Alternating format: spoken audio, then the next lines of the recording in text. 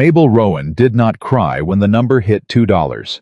She stood straight on that sun-baked landing while grown men laughed at her body, her silence, her existence, and she gave them nothing.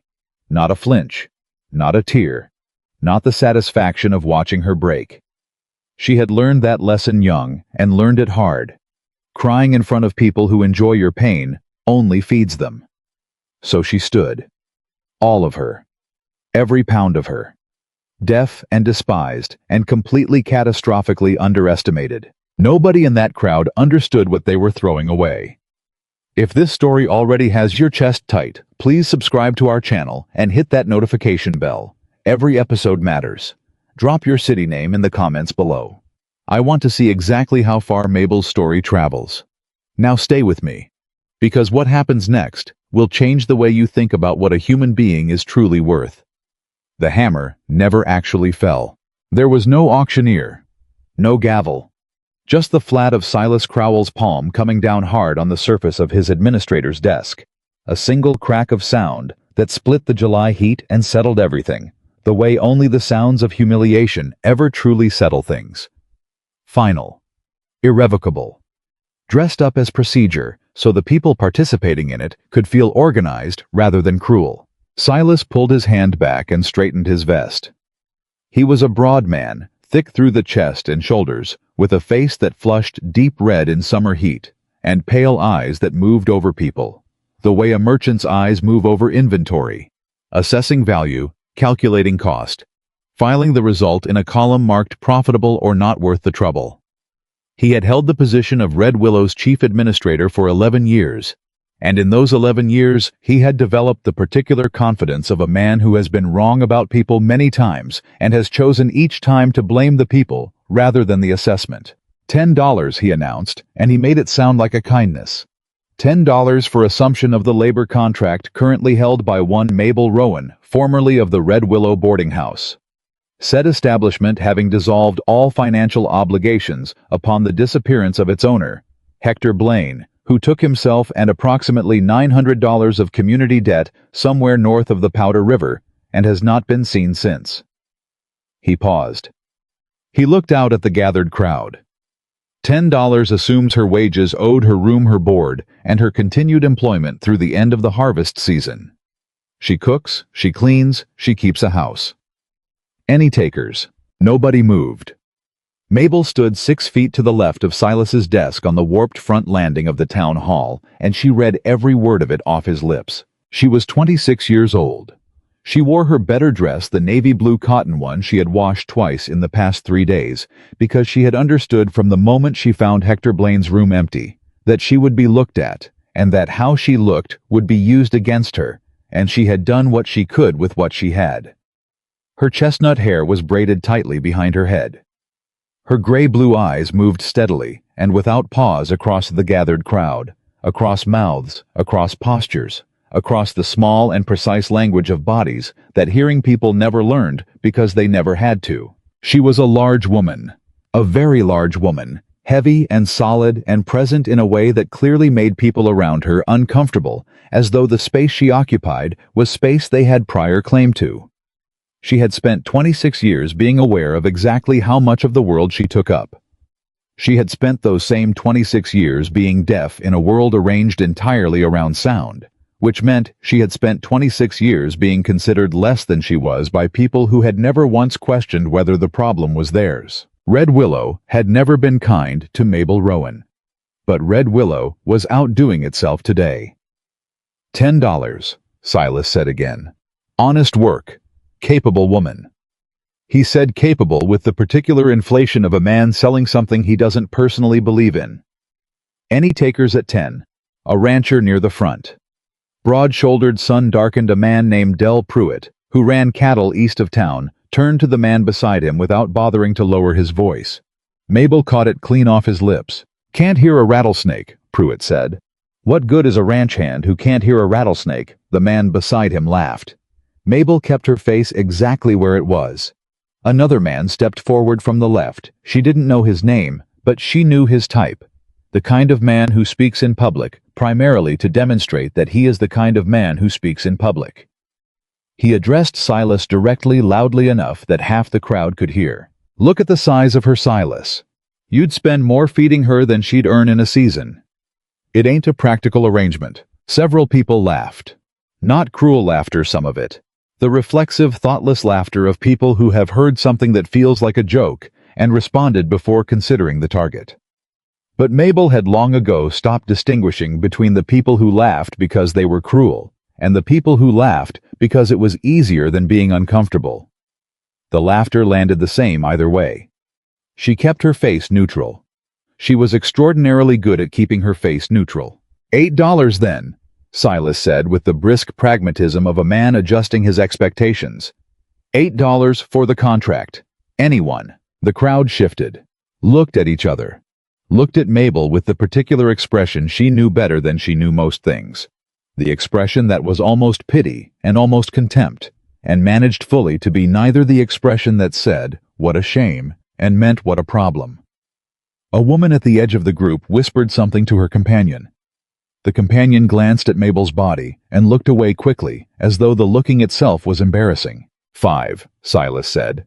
$5. Come on, gentlemen." Pruitt shook his head. "She'd spook the horses." "She'd spook herself," someone muttered, and that got a bigger laugh. $3. Mabel pressed her hands together in front of her apron. She pressed them hard. She breathed through her nose, slow measured the breathing of a woman who had a great deal of practice at not showing people what they were doing to her. She looked at her hands. They were perfectly still.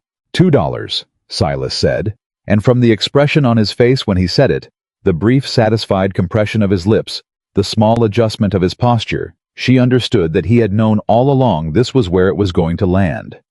That the $10 had been theater. That $2 had always been the number he actually believed she was worth, and he had simply performed the journey from 10 to 2 so that the result would feel like a market finding its own level, rather than a man revealing his opinion. $2. Mabel looked up from her hands. She looked out at the crowd, at the men who were nodding now, at the ones still smiling, at the woman who had finally looked away at Silas behind his desk, with his hand resting flat on the wood, and his pale eyes moving across the gathered faces looking for a taker at $2. She looked at her wooden chest, sitting beside the old iron cookstove from Blaine's boarding house, like an afterthought, like luggage, like the belongings of someone whose arrangements were being settled on her behalf by people who had not once considered asking her what she wanted. She breathed. She kept her face neutral. She had one rule she had never broken in 26 years of being looked at and talked about and managed and sold short and passed over and labeled and dismissed. She would not let them see her break. Not once. Not for 1 second. Because the moment they saw her break, it became a story they told. Did you see her face when? And she refused to become that story. She refused to be the cautionary example, or the object lesson, or the pitiable spectacle that people discussed over supper. She was still standing. She was still here. And nobody was getting her tears today. Then she saw the horse. It was a roan gelding, hitched to the rail 20 feet off to the right, one of a pair belonging to a supply wagon she had noticed when she arrived. She had been tracking it in the background of her awareness all morning, the way she tracked most things automatically, the observational layer of her mind that never fully switched off, running its quiet parallel inventory of the visible world. Now the roan was doing something specific. Its ears were pinned, not the soft, inattentive backward fold of a bored horse. Pinned hard against the skull, flat tight the way ears go, when a horse has moved past restlessness into the territory of genuine decision-making about whether to stay or go. Its near hind leg had been shifting for the past several minutes with a short, repetitive weight transfer that had a different quality than normal fidgeting. Its flank was trembling, and its eyes, big dark, showing the white rim at the edge, were fixed downward on something beneath its belly. Mabel followed the animal's gaze. A loose feed sack, blown off the wagon board, sitting directly below the gelding's midsection, moving, lifting and collapsing and lifting again in unpredictable pulses with each gust of July wind. Not touching the horse, not yet. But moving the way things move when they are to a frightened animal's judgment alive. She looked at the crowd. Cal Hennessy was standing directly in the path those hind legs would travel. She recognized a middle-aged rancher, Decent enough man from what she knew of him. Currently engaged in a conversation about something unrelated to horses that had his full attention and both his thumbs hooked in his suspenders. He was relaxed. He was comfortable. He had absolutely no idea what was happening 3 feet behind his left shoulder. The roan's haunches bunched. Mabel moved. 4 steps off the landing across the gap, both hands seizing Hennessy's sleeve, and then she threw her full weight backward and took him with her. Not gentle, not careful, not a polite tap on the shoulder, but the full hauling force of a large, strong woman who understood that this was not a moment for social grace. The roan exploded. Both hind legs drove through the air in a single violent arc, a kick that connected with nothing, because nothing was there anymore, because Mabel had already moved it. The percussion of it traveled through the ground under her feet and up through her bones. The horse screamed. She felt that too, felt it in her sternum, and threw itself sideways against the hitching rail hard enough to splinter the near post before someone got to its head. The crowd went completely still. Mabel registered the silence, the way she registered all silences, as a visual phenomenon, a stilling of motion, open mouths and arrested gestures, and the particular suspended quality of a group of people who have all just been reminded simultaneously that the world can move faster than they can think. Then all of it started again at once, and she caught almost none of it, which was fine, because she had learned long ago that the content of what people said in moments like this was less informative than the shape of how they said it. Hennessy turned to look at her. His face was paper white. He looked at the gouged earth where the roan's hooves had landed, 2 paired craters in the dry ground, deep and conclusive. And then he looked back at her and said something she read as Lord Almighty, and then something else she thought might have been her name. She stepped back. She was good at stepping back. That was where she saw him. He had been there all morning. She understood that now, reconstructing it. Standing apart from the crowd's main cluster, near the supply wagon. In the still and self-contained way some people inhabited space without requiring acknowledgement for it. Dark hair going gray at the temples. A short weathered beard. A rancher's build, not ostentatious, but earned the kind of physical presence that comes from years of work rather than vanity. Dark eyes that were doing exactly what she had been doing all morning, watching. Not the performative watching of a man waiting for something entertaining to happen, but the quiet, methodical watching of someone who understood that observation was a form of thinking and was not embarrassed to be caught at it. He had seen her see the horse. She could tell from his expression, not surprise, something more deliberate than surprise. Confirmation. The look of a man who has formed a hypothesis and just watched it proven. Their eyes met. She looked away first because she had learned to be very careful about hope, and what she had just seen in his expression felt close enough to the beginning of something that it required caution. Silas was back at his desk. He had the expression of a man who has watched something inconveniently dramatic interrupt an efficient proceeding and is now ready to get back to business. He looked at the crowd. He looked at Mabel with the brief assessing glance of a man for whom the interruption has not changed any of his underlying calculations. $2, he said again. Anyone. The man from beside the supply wagon walked forward. He didn't hurry. He didn't perform it.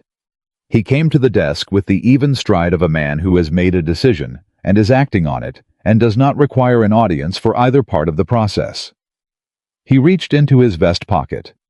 He placed $2 silver on the administrator's desk with a quiet flat sound that Mabel felt as a small percussion through the boards under her feet.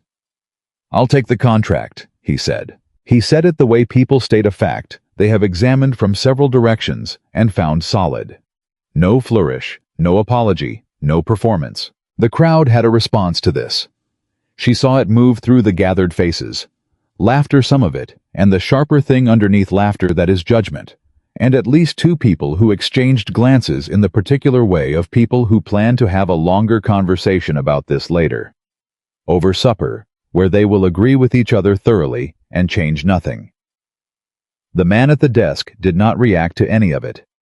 He took the signed contract from Silas, folded it twice, placed it in his jacket. Then he turned to look at Mabel. She held still. He reached into the same jacket pocket and produced a folded square of paper, not the contract, Something separate, something he had prepared in advance, which meant he had thought about what he wanted to say before he arrived, which was not what she usually experienced from people acting on whatever passing impulse had just moved them. He held it out. She took it. She unfolded it. His handwriting was plain, legible. The handwriting of a man more comfortable with tools than with pens, but who understood that legibility was a form of respect. Juniper Ridge Ranch. Honest work. Fair wages. Your own room. 3 meals a day. You leave whenever you choose. Calder Voss. She read it once. She read it again. I was not watching her read. He had turned back to Silas's desk and was exchanging a few words with the administrator about something she couldn't catch from this angle, which meant he had handed her the paper and considered the rest her business. Most people who handed her written things watched her read them with expressions that combined concern and impatience in roughly equal measure, communicating a doubt that had nothing to do with her literacy and everything to do with their assumptions. This man had done the opposite of that. She folded the paper and looked at him. He met her eyes. He waited. There was nothing in his expression that was pushing her in any direction. No eagerness, no performance of generosity, no implication that she owed him gratitude for an offer that hadn't been accepted yet.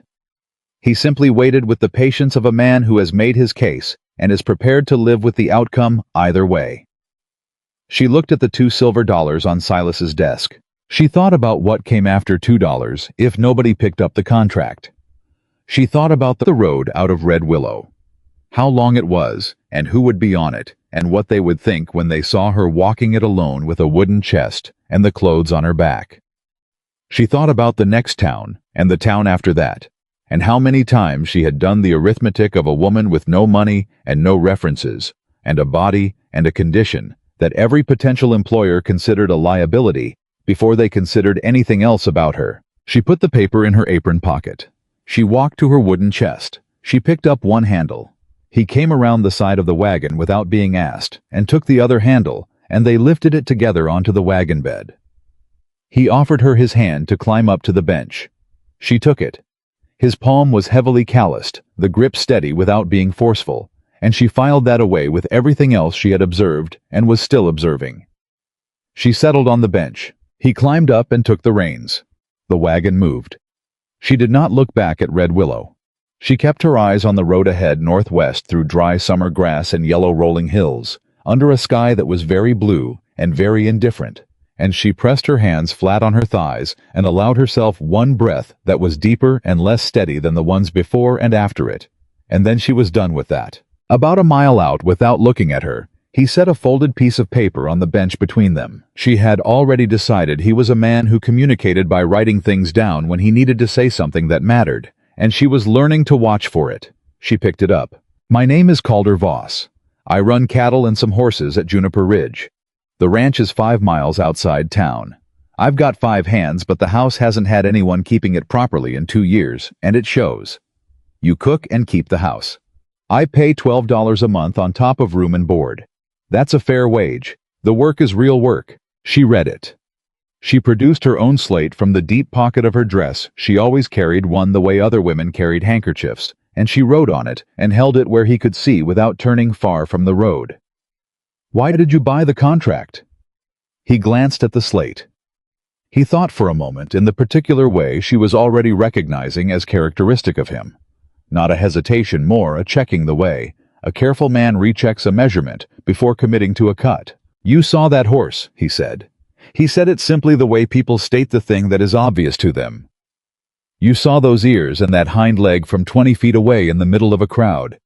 You moved before any sound, before anything. He paused. I needed to understand a person who could do that. She erased the slate. She wrote again. Everyone else saw a problem to be settled at the cheapest price. I was quiet for a moment. The wagon rolled over a dry rut, and she felt it through the bench. Everyone else was wrong, he said. Just that. He looked back at the road. Mabel held the slate in her lap. She looked at the road ahead of them.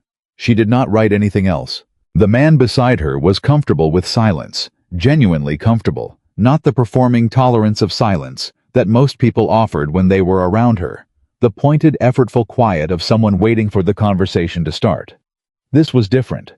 This was the quiet of a man who had nothing to prove through noise, and she felt it beside her like something solid, and she did not yet know what to do with that.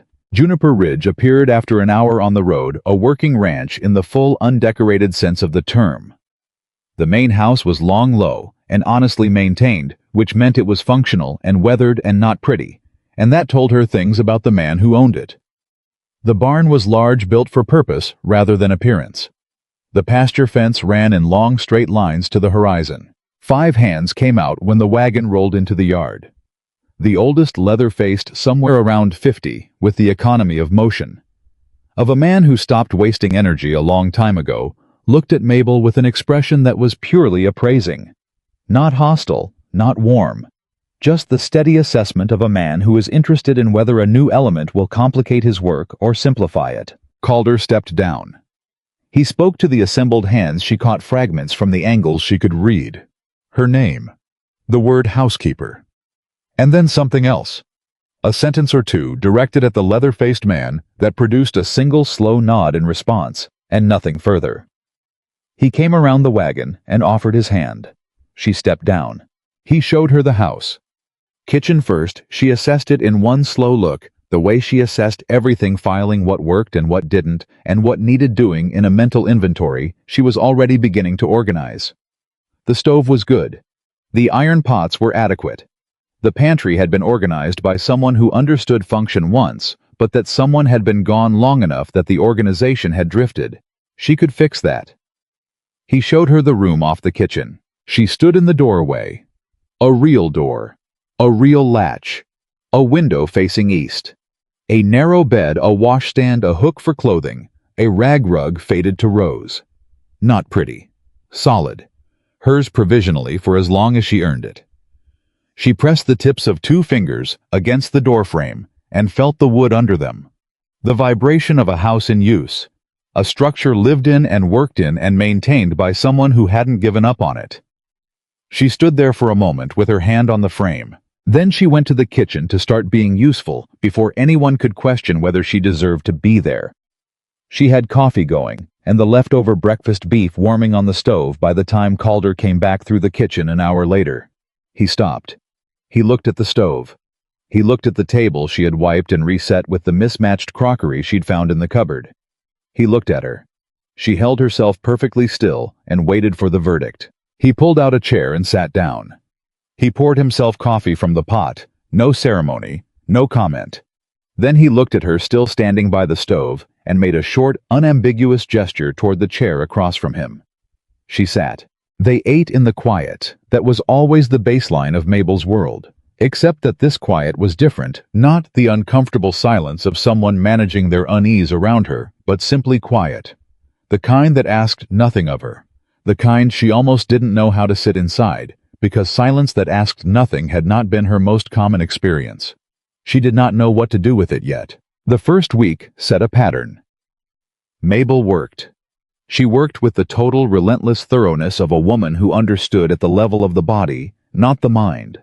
The body, the place below thinking, where the truest understanding lives, that her continued presence at Juniper Ridge was contingent on her continued usefulness. Because nothing in her 26 years had ever suggested otherwise. Nobody had ever kept her for any other reason. So she woke before Calder. She had breakfast made before the hands came in. She cleaned and organized and repaired and hauled and cooked and managed the house with a competence she had earned through years of having no other currency. Calder watched. He was a watcher. She understood that from the first day, the quality of his attention quiet and thorough and unintrusive in a way that most people's watching was not. He watched how she moved around the kitchen, how she managed the stove, how she navigated the barn when she went for eggs, the particular way she moved among the horses. Not with bravado or careful performance, but with a steady, thoughtful awareness that the animals responded to without being managed into it. He did not talk to her the way people talk to her, loudly, or with exaggerated mouth movements, or with the patient, rounded enunciation of someone speaking to someone they are uncertain about. He spoke normally, and when she caught his words, she caught them, and when she didn't, she reached for her slate, and he waited without impatience while she wrote. On the fourth morning he found her on her knees, scrubbing the front room floor. Lye water, stiff brush, her full weight, driving each stroke, and he crouched at the edge of the wet boards and waited for her to look up. "You don't have to do that today," he said. She picked up her slate. "I know." "Then why are you doing it?" She looked at him steadily. Then she wrote, "Because a clean floor gives you less reason to regret buying the contract." I went very still. It was a particular kind of stillness, not the stillness of a man who has nothing to say, but the stillness of a man choosing carefully among things he could say, and finding most of them insufficient. He looked at the wall above her head for a moment. Then he crouched closer so she could read him clearly. "I'm not looking for a reason to send you back," he said, slow and direct so she caught every word. "That is not what this is. You're not on trial here." She looked at him. He took the chalk from beside her slate and wrote himself, "You earned your place here the first morning. The rest is just work. Do the work because it matters, not because you're afraid of what happens if you don't." She read it.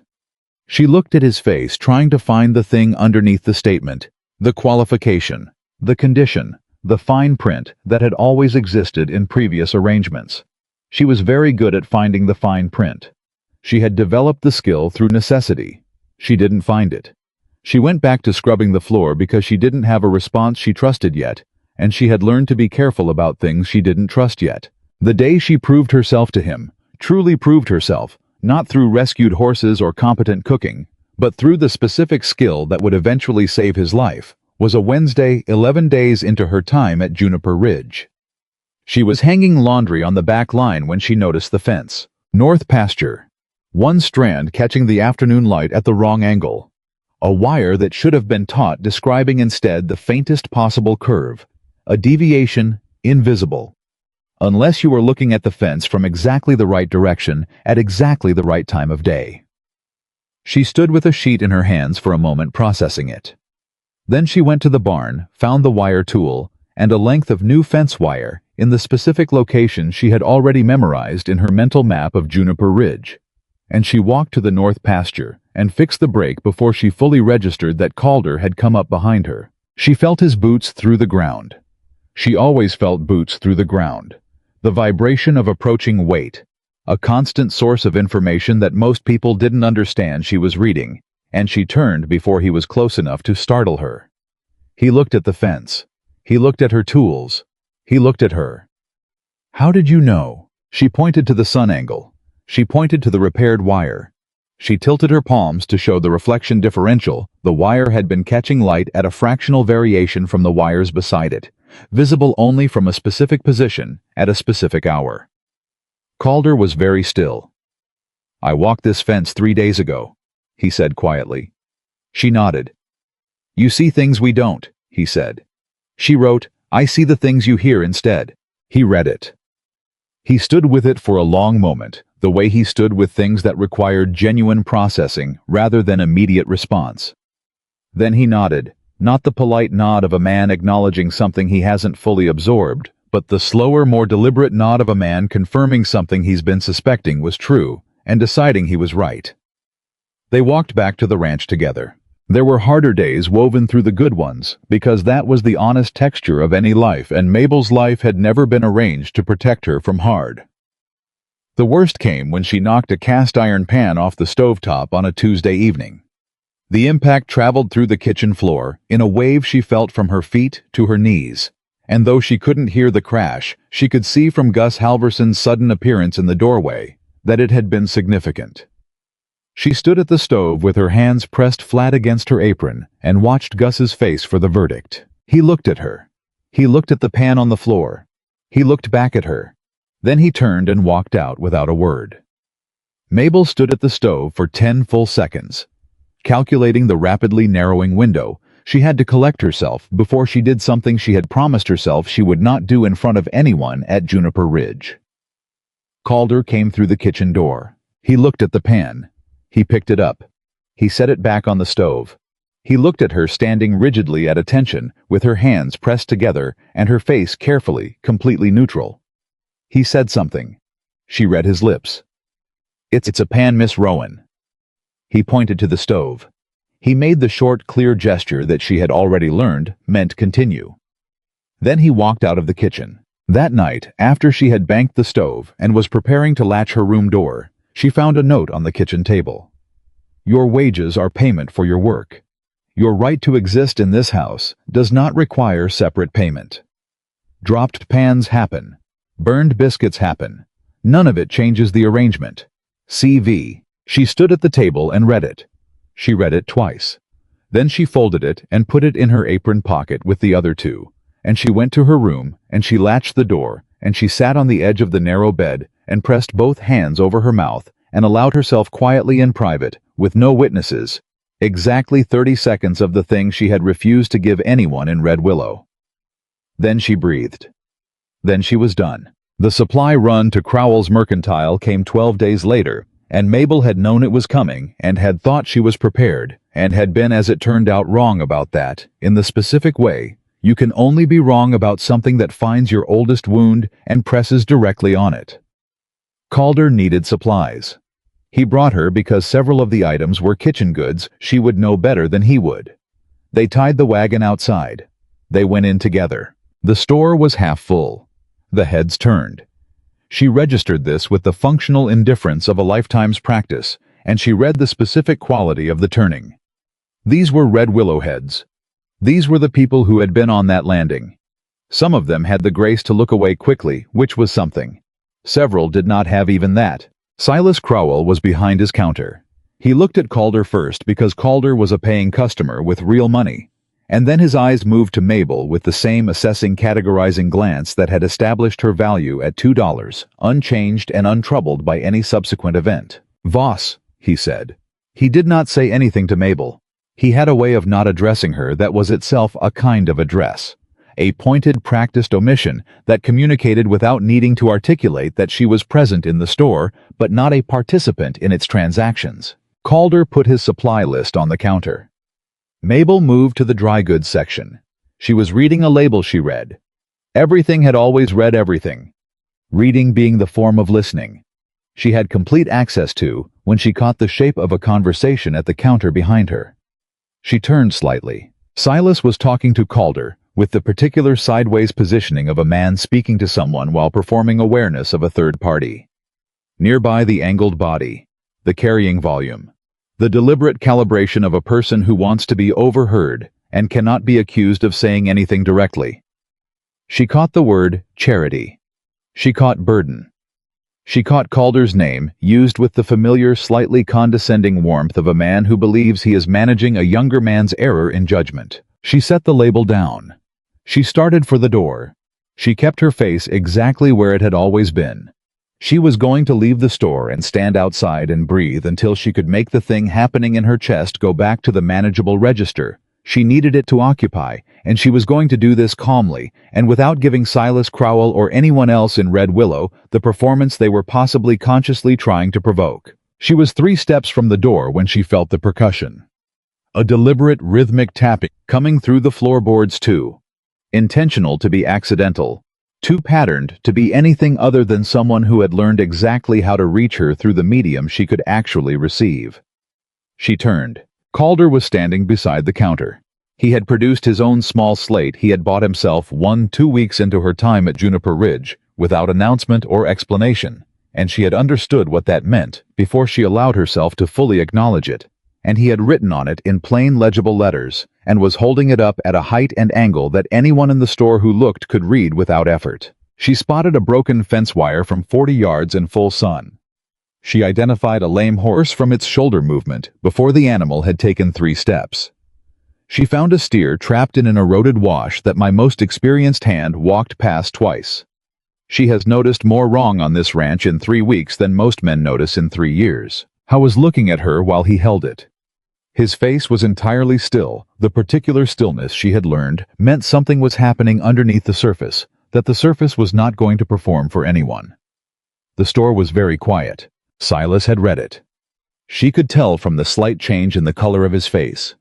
Not shame, probably not something as self-aware as shame, but the discomfort of a man whose public judgment has been publicly and specifically challenged in front of people who will remember it. Several other people had read it. She watched their faces make the small recalibrations that people's faces made when new information required them to adjust a position they had held comfortably without question. Mabel read it again. The whole thing. She read it the way she read everything that mattered, carefully, completely, without rushing. Then she looked at Calder. He was still looking at her. And in his expression, the steady, reserved, unperforming expression of a man who does not offer things he doesn't mean. She read something she recognized because she had been watching for it her whole life and had learned not to expect it and had not stopped hoping for it anyway. Not pity, not charity, not the complicated, uncomfortable generosity of a man managing an obligation he'd taken on and was trying to feel good about. Respect. Plain. Direct. Given in public in front of the people who had decided she was worth $2 without apology or qualification. She held his gaze for exactly long enough.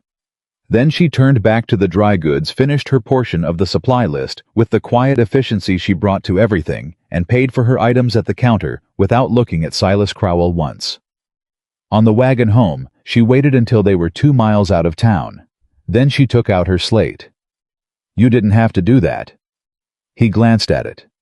"No," he agreed. She erased it. "Why did you?" I was quiet for a moment. The road rolled out ahead of them.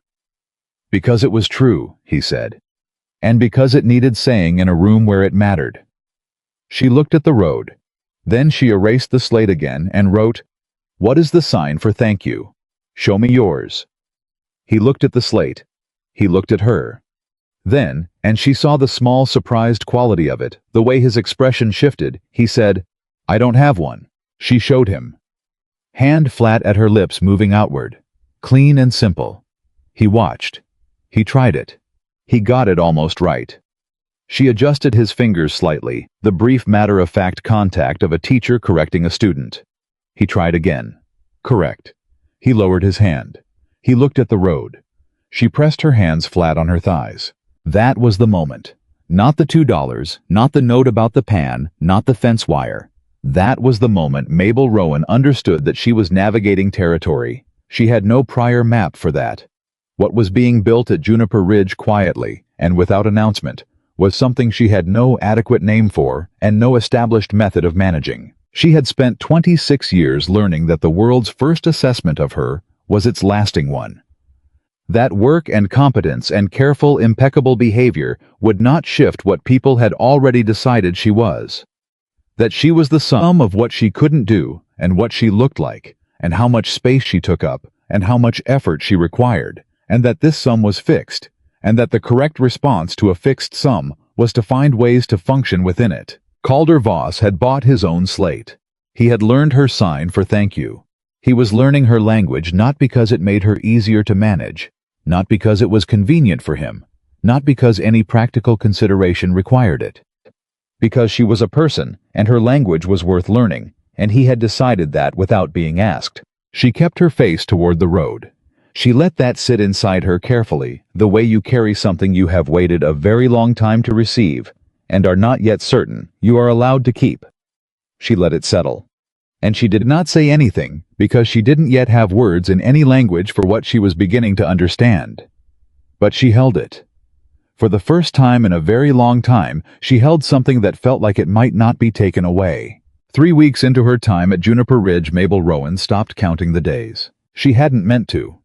She had been counting deliberately the way a person counts when they understand that the arrangement they're in has an expiration date they cannot yet see, and that keeping track of time is the closest thing to keeping track of safety. Day 1. Day 7. Day 14. Each morning she had woken and added a number and filed it in the back of her mind next to the calculation of how much she had earned and whether it was enough to get her somewhere if the something she was waiting for finally arrived. Then she woke on a Wednesday, somewhere in the middle of the 4th week, and realized she had forgotten to count the day before. She lay on her narrow bed in the room off the kitchen and looked at the ceiling and thought about that for a moment. Then she got up and started the coffee, because the coffee didn't care what she was thinking, and neither did the stove, and both of them required attention at the same hour, regardless of what was happening inside her. Calder was already at the kitchen table when she came out of her room, which was unusual. He was normally outside by the time she was up in the barn, or in the pasture, or at the fence line doing the first round of the morning's work before breakfast. He was sitting with his hands wrapped around a mug she recognized as the one she had already filled and left on the stove, which meant he had come in from outside and poured it himself and sat back down, which meant something was already wrong. She stopped. She looked at him. He looked up. He looked tired in the specific weathered way of a man who has not slept, which was different from the ordinary tiredness of a man who has worked hard.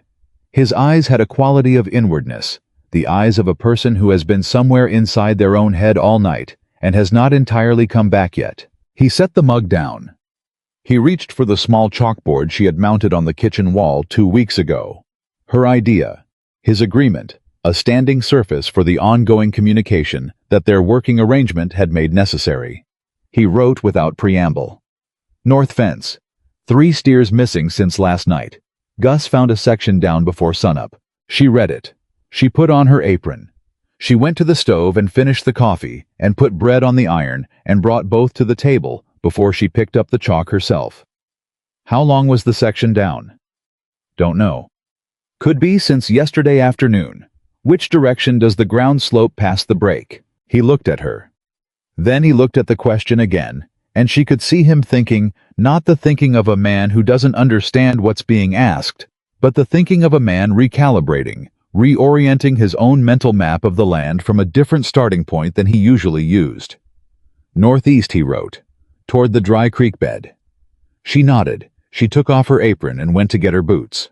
Howe was outside ahead of her, which she had expected.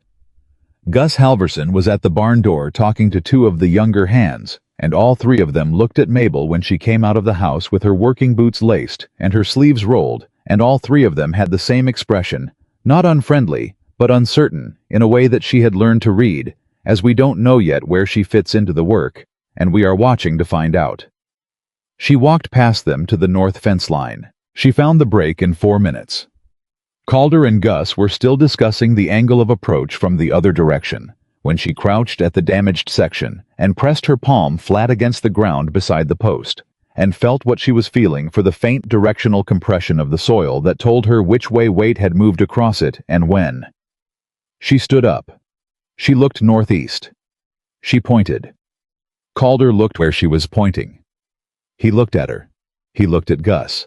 Gus looked at Mabel with an expression that had shifted slightly, but meaningfully from uncertain to interested. They found the 3 steers, 20 minutes later, exactly where Mabel had pointed, caught in the eroded wash northeast of the fence line, tucked into a depression that was invisible from the fence, but visible from the higher ground she had directed them toward. One animal had a cut on its foreleg from the wire. The other 2 were unharmed, but agitated the trapped stillness of cattle that have been in an uncomfortable situation long enough to become entirely committed to being difficult about it. They got the steers out. The one with the wire cut got walked back to the barn for Calder to examine. The other 2 moved back to pasture with the resigned cooperation of animals who had decided the adventure wasn't worth the effort. On the walk back, Gus fell into step beside Mabel. He looked at her sideways, the assessing careful look of a man who has updated a position and is not entirely sure he wants to admit how far the update has gone. He said something. She caught most of it off his profile, which was not the easiest angle for lip reading, but she caught enough. "That's a good trick," he said, "reading the ground like that." She produced her slate. Not a trick. Just paying attention to what's there. Gus read it. He was quiet for a moment. Then he said clearly enough for her to catch it full on, "How long you been doing that?" She thought about it. "My whole life," she wrote. "When you can't hear, everything else has to talk louder." Gus looked at the slate for a longer moment than the words required. Then he made a sound in his chest that might have been a short compressed version of a laugh and turned back toward the barn. It was not warmth exactly, but it was not what it had been before either. That afternoon, Calder found her in the barn, checking the injured steer's foreleg. She had cleaned the cut and was examining the depth with the careful, systematic attention she brought to every problem she decided was her business, which was increasingly every problem at Juniper Ridge. He stood at the stall entrance and watched for a moment. Then he said, Where did you learn to do that? She looked up. She wrote on her slate, Blaine's boarding house had livestock. Before that, I worked 2 seasons on a small farm outside Cheyenne. He nodded. Then he leaned on the stall post with his arms crossed and said, You know more about this ranch than you're letting on. She looked at him. I know what I've observed, she wrote. I don't say things I haven't earned yet. I was quiet with that for a moment. Then he said something careful and deliberate in his tone. That steer's cut is clean. It'll heal. You saved me the cost of the veterinarian. She went back to the steer's leg. He said, I'm going to be honest with you about something. She looked up. When I put those $2 down, I didn't know what I was doing exactly. I knew you were being treated wrong. I knew you could see things, but I didn't know. He stopped.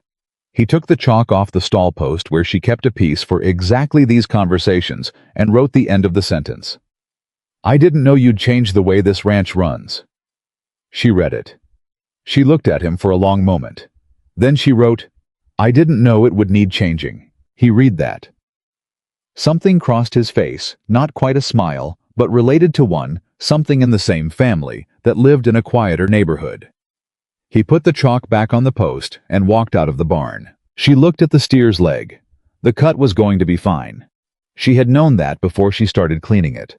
But she had cleaned it thoroughly anyway, because thorough was what she had, and thorough was what she gave, and she was beginning carefully, cautiously, in the way that a person who has been burned approaches the fire a second time to believe that Juniper Ridge might be somewhere thorough was enough.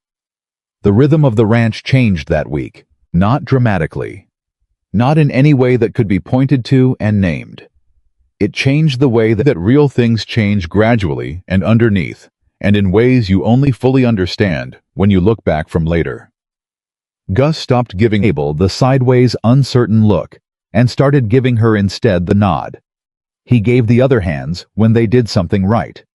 A small compressed nod that communicated in the precise economy of a taciturn man's acknowledgement that the work had been done well and was registered as such. The youngest hand, barely 19, a boy named Holt, who had the face of someone who hadn't yet decided what kind of man he was going to be, started leaving his coffee cup on the kitchen table instead of taking it to the barn, which meant he was staying for the few extra minutes of breakfast that Mabel's cooking had apparently made worth staying for.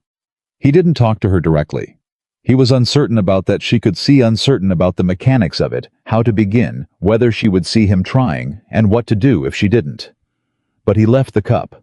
That was something. The other hands adjusted in their own ways and at their own speeds, and Mabel noted each adjustment and filed it, and did not make anything of it outwardly, because she had learned that people needed space to change without an audience marking the change.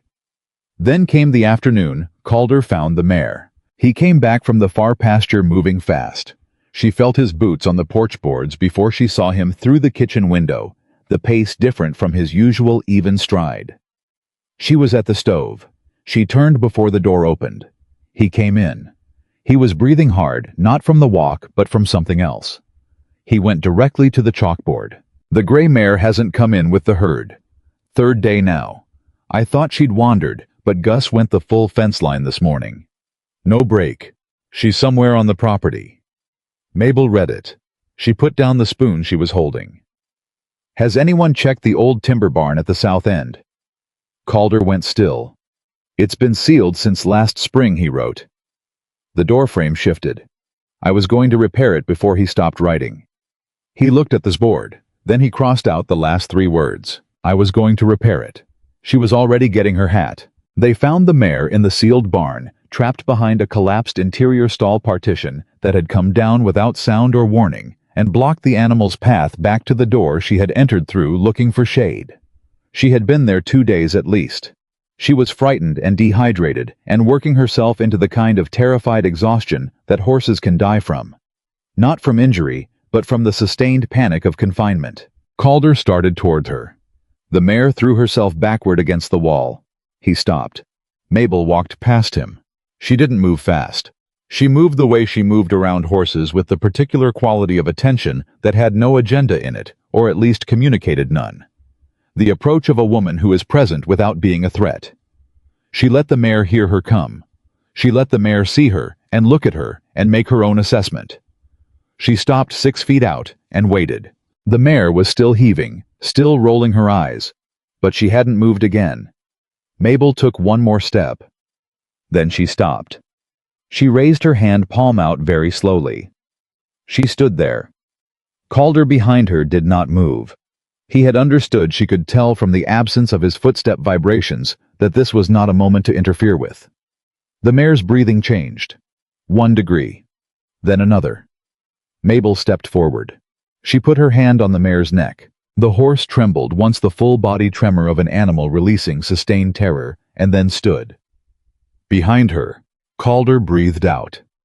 She felt it as a shift in the air pressure, a man exhaling a breath he had been holding through most of the last 10 minutes. They cleared the partition together. The mare walked out on her own 3 legs, the 4th she was favoring but not injured. Mabel assessed just the stiffness of 2 days' unhappy standing. They walked her to the water trough. They stood on either side while she drank. Calder looked at Mabel over the mare's neck. He wrote on the gatepost with the chalk he had taken to carrying in his jacket pocket. "How did you know about the south barn?" She thought about how to answer that. "I did a full walk of the property my 2nd day," she wrote. "I noted everything that was sealed or not finished. I make maps in my head. It's how I know where things are when I need them." He read it. He looked at her. He said clearly, "You mapped my ranch." She wrote, "Someone had to." This time it was a smile. Small. Brief.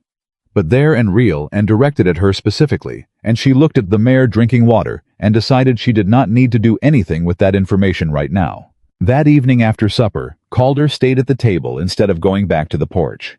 He had paper out, ranch paper, the ledger kind, and he was writing something with a deliberateness that told her it wasn't numbers. She cleared the table around him. When she reached for his coffee cup, he set his hand briefly on the paper, not to hide it, but to stop it from moving, and she saw the top line before she stepped back. Everett Voss, born 1849. She stepped back. She went to the stove. She did not look at the paper again, but she held the name in the back of her mind, the way you hold a door that someone has left slightly open, not pushing it, not closing it, just aware of it and what might be on the other side. 2 days later he told her, "Not with words." With the particular oblique sideways approach of a man who has carried something for a long time and has decided without being entirely clear on when he decided that he is willing to put a portion of it down. They were mending a section of pasture fence in the late afternoon heat, the 2 of them working down the line. Calder handling the wire, and Mabel setting the posts with the efficiency she had developed through the weeks of working alongside him. He had a system. She had learned his system and improved 2 parts of it and left the rest alone, which seemed to be what he wanted from a working partner. He stopped. She felt him stop before she saw it. The absence of movement beside her. The stillness that was different from his ordinary pauses. She looked up. He was looking west. At nothing she could identify from here, just the sky and the rolling pasture and the distant line of hills going gold in the afternoon light. He picked up the chalk from the fence post. He wrote slowly. She could tell from the quality of his writing that he was choosing each word from a larger supply and discarding most of them. "My brother's name was Everett. He was 23. I sent him out to check the southeast cattle 11 years ago. There were clouds building. I saw them. I decided we had time." He stopped. He looked at what he'd written. He kept going. There wasn't time. The dry wash flooded in under an hour. He was in the low ground. By the time anyone knew, he stopped again. He erased the last 4 words with his palm. "I have run this ranch alone since then." Mabel read it. She read all of it carefully, the way she read everything that mattered. Then she looked at his face. He was not looking at her. He was still looking west at the hills, at the sky that had been clear and blue and completely innocent all afternoon. His jaw was set in the way she had learned meant he was managing something that required managing. She took the chalk. "Why are you telling me?" He looked at the question. He took a long time. Then he wrote, "Because you're the first person in 11 years who I thought might understand what it costs to watch the world and still not be able to stop everything bad from happening in it." She held the chalk. She read that sentence again. She wrote, "You couldn't have stopped the flood. I could have stopped him from being in the path of it." She read that. She thought about it honestly, the way she thought about difficult things completely, without looking away from the hardest part. Then she wrote, "If someone who loved you had made the same choice you made, read the same clouds, made the same call, would you blame them the way you blame yourself?" He looked at the question for a long time. Long enough that the late afternoon light shifted slightly, and the shadows of the fence posts stretched another inch. "I didn't write anything." But something in his posture changed, a fractional release in the set of his shoulders, so small that a person not trained by necessity to read the language of bodies would not have caught it. Mabel caught it. She handed him the chalk and picked up the next post and got back to work because she understood that he hadn't finished yet with what he'd just been asked, and that the best thing she could give him right now was space to be inside the question without an audience. They finished the fence line in silence. Walking back to the ranch, he fell into step beside her. He said something she caught cleanly. "Everett would have liked you," he said. "He had a talent for seeing through the surface of things. You have that too." She didn't have her slate. She looked at him instead, and she held his gaze for exactly long enough to let him know she'd understood. Then she looked back at the path ahead and kept walking. That was the night Mabel Rowan stopped pretending that Juniper Ridge was a temporary arrangement she was passing through on the way to somewhere else. The realization did not arrive dramatically. It arrived the way most true things arrived in her experience, quietly and in the middle of something ordinary. She was washing the supper dishes, the familiar weight of the work grounding her, the way it always did when she became aware that she was thinking about what to plant in the kitchen garden in the fall. Not if she was still here for fall. Just fall. The garden. What it needed. She stood at the wash basin with her hands in the water and looked at the window above the sink. The glass dark now, reflecting the kitchen lamp back at her, and understood that the counting had stopped because she had stopped preparing for departure and had started without noticing, thinking in terms of permanence. She did not know what to do with that. She washed the rest of the dishes and banked the stove and went to her room and lay on the narrow bed and looked at the ceiling for a very long time. She was afraid. Not the ordinary fear of a woman in an uncertain situation, that fear she knew how to manage, had been managing her entire life. This was the specific terrible fear of a woman who has stopped protecting herself and has only just noticed. She had come to Juniper Ridge braced. She had come with the full armor of her experience, the competence, the efficiency, the relentless usefulness, the careful, watchful management of her own visibility. She had come prepared to be useful enough to stay and detached enough to leave without damage. That had been the plan. That had always been the plan. Calder Voss had learned her sign for thank you. He had bought his own slate. He had told her about Everett. She had mapped his ranch in her head on the second day, because some part of her had already decided it was worth knowing thoroughly. She pressed both hands over her face in the dark of the room. She was not a woman who frightened easily. She was a woman who had survived a great deal through the combination of clear-eyed observation and the refusal to want more than she could reasonably expect to receive. That refusal had protected her for 26 years. It had kept her from the particular devastation of reaching for things that were then taken away. She was reaching. She had apparently been reaching for some time without fully acknowledging it, which was the most frightening kind of reaching, because it was the kind you couldn't stop once you saw it. She breathed. She made herself breathe slowly and steadily. Then she thought about what Calder had written at the fence line. "The first person in 11 years who I thought might understand what it costs to watch the world, and still not be able to stop everything bad from happening in it." She thought about that sentence for a long time. Then she got up, because it was almost 4 in the morning, and there was no version of this night that was going to resolve itself through lying in the dark, and the coffee didn't make itself, and Calder's first fence check was at 6, and some forms of courage looked exactly like getting up and starting the coffee anyway. She got up. She started the coffee. He came in from his first round at 6:15 instead of 6, which meant something had held him. She had the coffee and the corn griddles ready, and she put both on the table without asking. He sat down. He looked at the griddles. He looked at her. He wrote on the chalkboard, "Steer with the cut leg, is healing clean. Gus says it won't even scar properly." She wrote back, "The mayor's favoring has resolved. I checked this morning." He read it. He looked at her. He said, "You went out at 4 in the morning to check the mayor." She held his gaze. 5, she wrote. "I went at 5. Something in his face did the thing she had been watching it do, with increasing frequency, the thing she didn't have a word for yet, the thing that lived in the particular quality of his attention when it was aimed at her. She picked up her coffee and looked at the window, because some things were better looked at from the side. He ate 2 griddles. He poured a second coffee. He said without particular setup, "I want to ask you something." She looked at him. "Why did you stay the first week? Before you had any reason to know what this place was?" He paused. He took the chalk. "You could have waited in town for another arrangement. You had the skill to find one. So why did you take my offer?" She thought about this with the honesty it deserved. Then she wrote, "Because you gave me the paper before you had any reason to know what I was worth. Everyone else saw the $2. You saw the horse." He read it. He set his coffee down. "That's what I thought," he said quietly. It was not a response to her answer exactly. It was more the sound of a man confirming something he had suspected and is now certain of, and is not sure yet what to do with the certainty.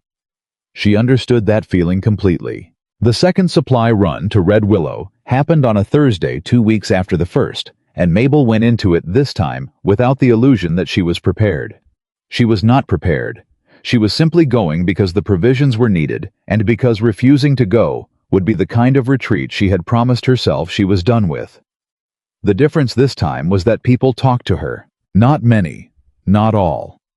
But some, a fraction, a handful, the ones who had recalibrated enough to act on the recalibration. A woman at the fabric counter asked her something about the quality of a bolt of navy cotton, gesturing between 2 choices, and Mabel examined both and wrote her a short assessment on her slate and handed it over, and the woman read it and nodded and said thank you, with the clean, simple inflection of one person thanking another. It shouldn't have been as significant as it was. Mabel knew that.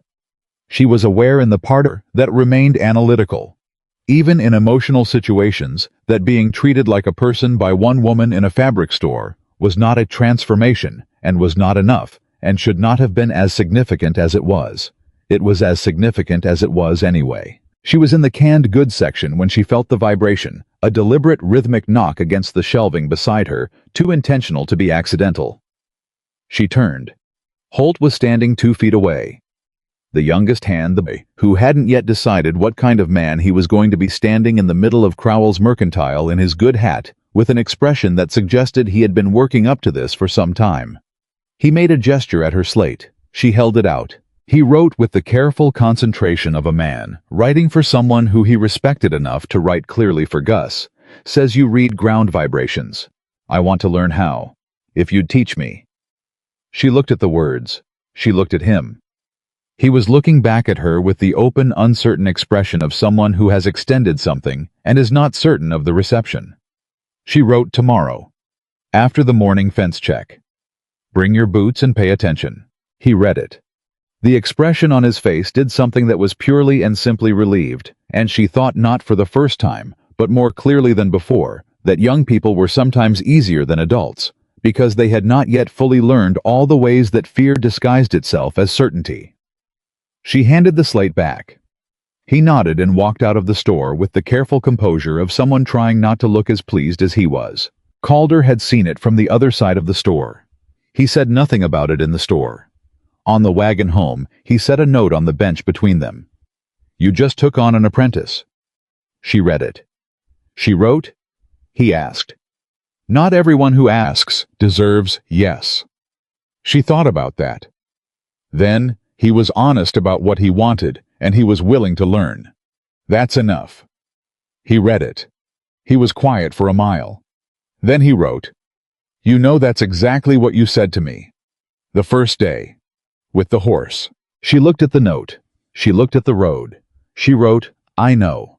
And she looked back at the road ahead, and did not say anything else, and the wagon rolled on through the July heat, and the yellow grass, and the long Wyoming afternoon, and Juniper Ridge waited at the end of it, like something that was already home, even though she had not yet allowed herself to use that word.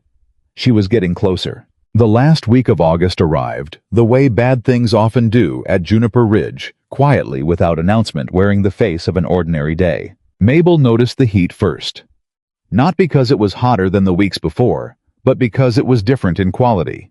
A thick, pressing, airless kind of heat that sat on the ranch like a hand pushing down. The cattle were restless before sunup. The horses in the near pasture had moved themselves to the far corner of the fence line and were standing close together in a way they didn't ordinarily do in daylight. She noted all of it and said nothing, because she had learned at Juniper Ridge, as she had learned everywhere, that there was a particular rhythm to being taken seriously. You did not raise every observation, only the ones that had earned the raising. She was at the stove when Calder came in from the first morning check. She read his face before he reached the chalkboard. Something was wrong with the western herd. He wrote, 6 head haven't come back to the water trough since yesterday afternoon. Probably pushed further west following whatever grass is left. I'm going to take the wagon out and push them back before the heat gets worse. She wiped her hands on her apron. She wrote, I'll come. He looked at her. She could see him considering the brief pause of a man weighing something practical against something else that was not entirely practical. It's going to be a long pull in this heat, he wrote. She gave him a look that she had developed specifically for moments when men suggested that her body was the limiting factor in any given situation. He read the look correctly. He did not write anything else about the heat. She packed water and food while he hitched the wagon. Gus came out of the barn and spoke to Calder. She caught fragments, something about the fence line on the northeast section that still needed repair, and Calder nodding and saying something about being back before midday. Holt was there too, standing slightly behind Gus, with his hat in his hands, and the expression of a young man who wanted to say something and was uncertain whether the moment was right. I had been doing that more often lately, showing up at the edge of things, watching, learning. Mabel had been teaching him to read ground vibrations for the past 2 weeks, and he had turned out to have a genuine aptitude for it, the kind that surprised both of them. Yesterday, he had felt the approach of a steer through the pasture grass before he saw it, and the expression on his face when he understood what he'd done had been one of the most honest things Mabel had seen in some time. She climbed up to the wagon bench without being offered a hand. Calder took the reins. They moved out toward the western pasture. The land was dry. 2 months without significant rain had taken the color out of the grass and left the creek beds, showing their bones bare gravel and cracked mud where water had been running in June. The air had the particular quality of a held breath. Not stillness exactly. There was wind enough to move the dry grass, but a pressure in it, a latency, the meteorological equivalent of a sentence that hasn't finished yet. Mabel watched the sky. She watched the cattle they passed. She pressed her palm against the wagon bench periodically and felt what the road was giving back through the wood. Calder was watching the western line looking for the missing cattle. He said something without turning. She caught the shape of it from the corner. Something about the grass being shorter than he'd hoped. She produced her slate and waited. He glanced at her. He wrote one-handed while managing the reins, which she had learned he could do, though the writing was harder to read. If we don't get rain in the next 2 weeks, I'm going to have to make some hard decisions about the herd size. She wrote, How bad? Bad enough. He paused. Worse than last year. Last year Everett's. He stopped writing. She waited. He crossed out the last 2 words and rewrote. Last year I made some decisions I wouldn't make again. I'm trying to do better this year. She read that. She understood what lived inside it, the 11-year habit of self-correction that had replaced at some point the actual grief. The perpetual revision of what he should have done differently. She had come to understand Calder Voss well enough to know that he did not mourn Everett through tears or words. He mourned him through the relentless grinding audit of his own judgment. You are doing better, she wrote. That's not sentiment. That's observation. He read it. He looked at the road ahead. You don't have to say that, he said. I don't say things I don't mean, she wrote. You know that by now. He was quiet. Then quietly enough that she nearly missed it off his lips. Yeah, I do. They found 4 of the 6 missing steers. 20 minutes later, pushed up against the western fence, exactly where the grass had held a little longer, in the shade of a rocky outcrop. Calder stepped down to assess them. Mabel stayed on the bench and watched the sky. The birds were wrong. She had been aware of it for the past 10 minutes, in a background accumulating way, the particular absence of the small birds that ordinarily moved through the dry grass at this hour. Not the large birds, the hawks and the occasional eagle that rode the thermals over the pasture. The small ones, the sparrows and the finches, and the ground birds that lived in the grass, and usually maintained a constant visible agitation of movement at this time of morning. They were gone. Not reduced. Gone.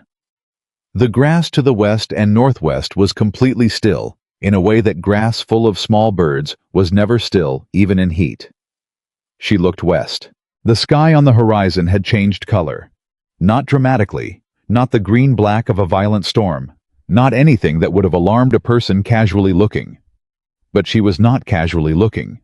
She was looking the way she always looked, with the full systematic attention of a woman for whom the visible world was the primary language, and what she saw in the western sky was the color of pressure, a blue gone slightly wrong, a yellow-gray tinge at the bottom of the horizon that meant moisture moving fast. She felt the bench under her palms. There it was, a vibration, faint and low and directional, coming from the west, traveling through the ground at a frequency she had learned to associate with large-scale water movement. Not a creek. Not the ordinary hydraulics of the drainage systems she had mapped in her head her first week at Juniper Ridge. Something bigger. Something moving fast across the western hills, where the summer storms pooled in the rock channels before they had anywhere else to go. She was off the wagon before she fully processed the decision to move. Calder looked up from the steer he was examining. He read her face. She saw him read it, saw the shift in his expression from the ordinary alertness of a working rancher to something sharper. She signed "Go home," the sign she had taught him in the third week, one of the emergency set, the ones she had decided were too important to leave to slate and chalk. Both hands pushing outward and away, urgent. He looked west. "Those clouds just came up," he said. "We've got time." She signed again, harder. "Go. Home. Now." She grabbed his arm. She pulled him toward the wagon with a force that made him move before he'd finished deciding to, and she felt through her boots as she ran the vibration change stronger, now directional the ground, telling her what her ears never could. Calder reached the wagon and took the reins and turned the horses toward home. The sky opened, not with the gradual buildup of an ordinary summer storm, with the sudden violent totality of a flash system that had been building in the western canyons for hours, and had finally reached the flatland with everything it had gathered. The wind hit first a wall of it hot, and then cold in the same second, driving dust and dry grass horizontally across the pasture. Then the rain, not gentle and not building, but immediate and absolute, a sheet of water that reduced visibility to 30 feet inside of a minute. Calder pushed the horses hard. Mabel braced herself on the bench and kept her eyes open through the driving rain, because her eyes were all she had, and she was not going to close them now. She watched the ground to the right of the wagon track, watched for the particular changes in the surface that told her where the water was already moving. She saw the wash before the wagon reached it. The dry creek bed, the one she had mapped in her first week, the one that ran northeast of the western pasture through a shallow erosion channel that was invisible in dry weather, was no longer dry. In the 3 minutes since the rain had started, the channel had begun to fill with the runoff from the rocky hills to the west, and what had been bare gravel this morning was now moving water brown and fast and deepening by the second. The wagon wheel went into it before either of them saw the edge. The right front wheel dropped into the eroded channel wall. Not the water itself, but the undercut bank, the soft earth that the summer rains had hollowed from underneath and left looking solid on the surface while leaving nothing beneath. The wheel broke through and the wagon lurched violently to the right, and then the weight shifted and the whole wagon went over. Mabel was thrown clear. She hit the ground on her shoulder and side mud and wet grass and rolled and came up on her hands and knees with rain driving into her face, and the roar of the storm around her, that she shoulder and side mud and wet grass and rolled and came up on her hands and knees with rain driving into her face, and the roar of the storm around her, that she felt in her chest and her palms and her knees against the soaked earth. She looked for Calder, who was down. Beneath the wagon, not the full weight of it, but the corner of the frame had come down across his lower leg and pinned it against the ground. She could see him moving, trying to push the frame up, and she could see from the way he was moving that the leg was not going to support him even if he got free. She was on her feet before she finished seeing it. She reached him in 4 steps. She grabbed the wagon frame with both hands and pulled. It moved an inch. Not enough. She repositioned, got her back into it, drove with her legs, all of her weight, and all of her strength, and the full stubbornness of a woman who had been told her entire life that her size was a liability, and had spent 26 years quietly, relentlessly proving otherwise. The frame moved 3 inches, then 4. Not enough. Calder looked up at her through the rain. His face was tight with pain and something else. Something she recognized because she had seen it before in the faces of people who had already calculated the situation and arrived at a conclusion. They were trying to figure out how to communicate without making it worse. He said something. She read it. "Go," he said. "Mabel, go get help. Leave me and go." She looked at him for exactly 1 second.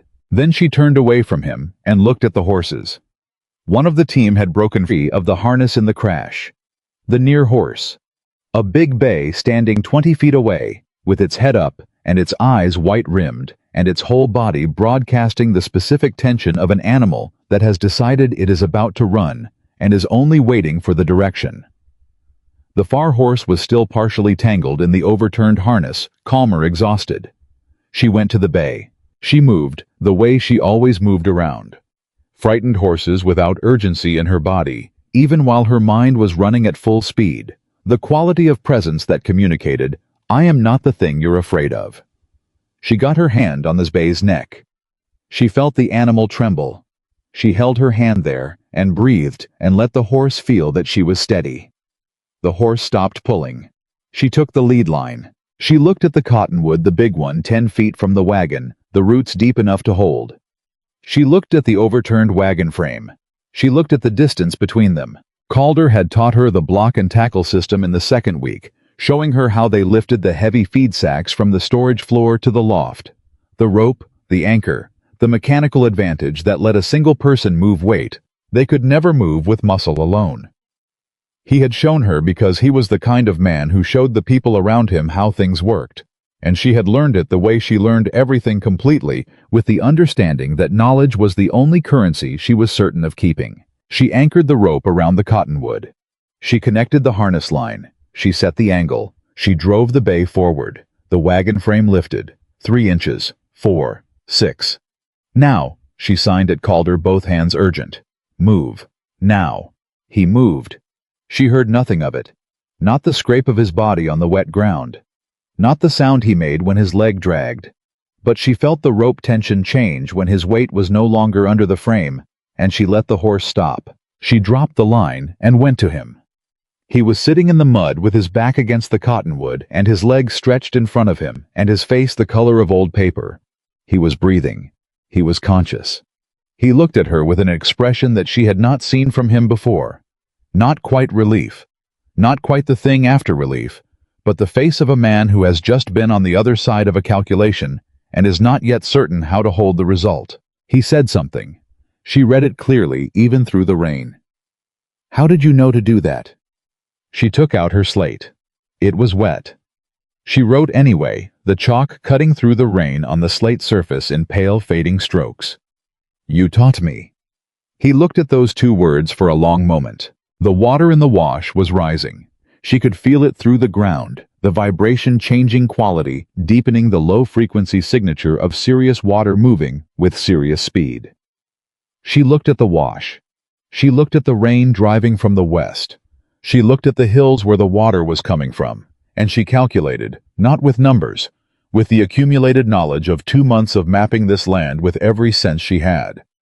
How long they had before the channel flooded the flat ground they were sitting on. Not long. She looked at Calder's leg.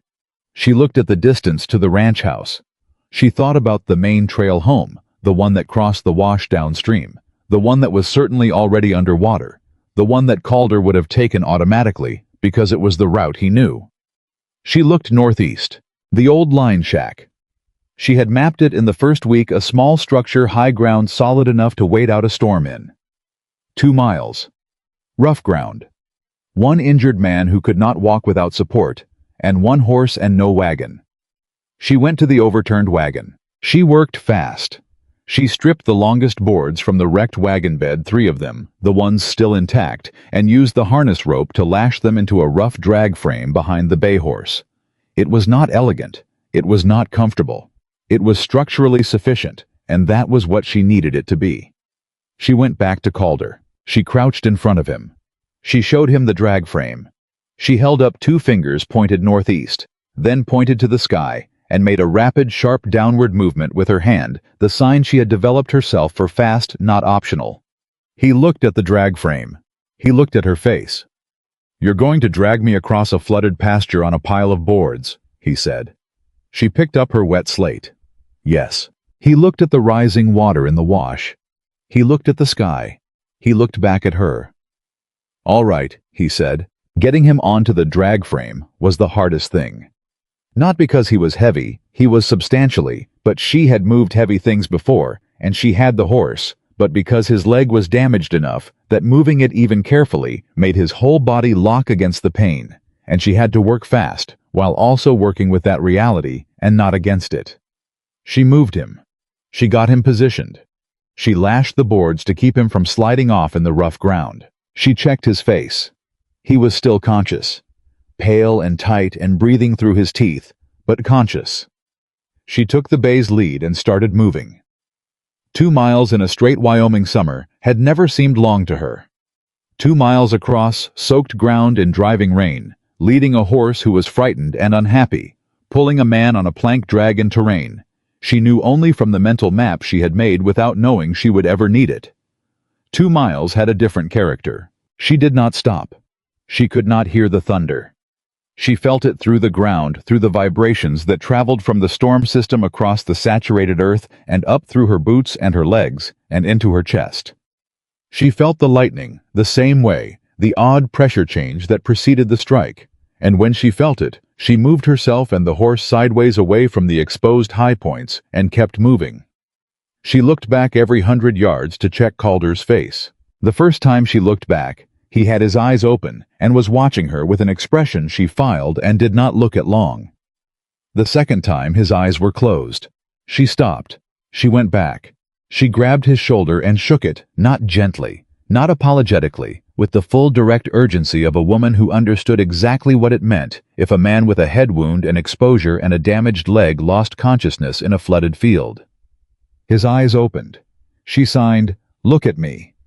He looked. She signed, "Stay awake." He said something. She read it off lips that were going gray. "I'm trying." She touched his face, one quick, flat-palmed contact, deliberate and direct. "I know. Keep trying." Then she went back to the horse and kept moving. The third time she looked back, his eyes were open, and he was watching the sky with the distant and focused expression of a man spending significant energy on the project of remaining conscious. She did not stop. She kept moving. She trusted the expression enough to keep moving. The line shack appeared through the rain. She almost missed it. The visibility was down to 15 feet, and the structure was small and dark and exactly the same color as the wetland around it. But she had mapped it. She had stood in front of it on her second day at Juniper Ridge and looked at its position on the rise and noted the direction of its door and filed it in the part of her mind where she kept the things she might need someday, and now someday was here, and she knew exactly where the latch was. She got the door open. She got Calder inside. The drag, the horse, the rope, and the last of her immediate reserves. She used all of them to get him off the boards and onto the rough wooden floor of the shack, out of the rain, out of the rising water. She tied the horse to the shack's exterior post and came back inside and closed the door. She crouched beside Calder. She checked his leg swelling, significant the angry tightness of damaged tissue. Not the gray, wrong-angled look of a break, but bad enough.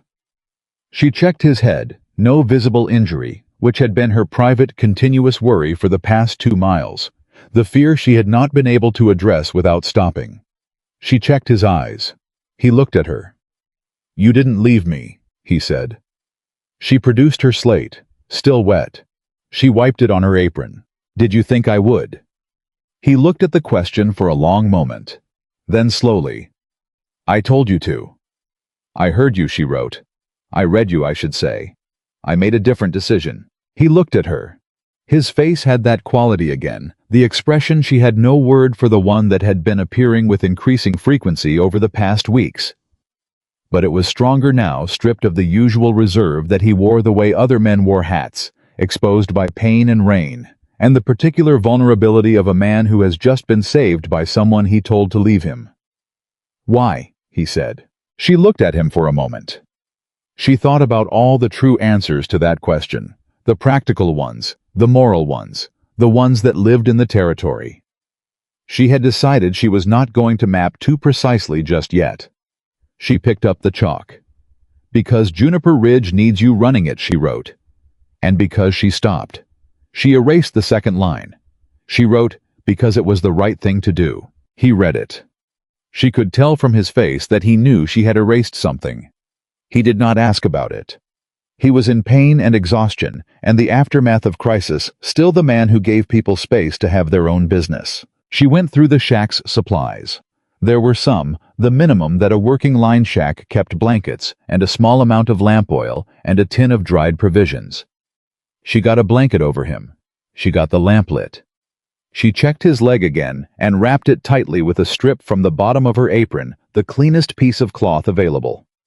His fever started in the middle of the night. She knew it before she touched him.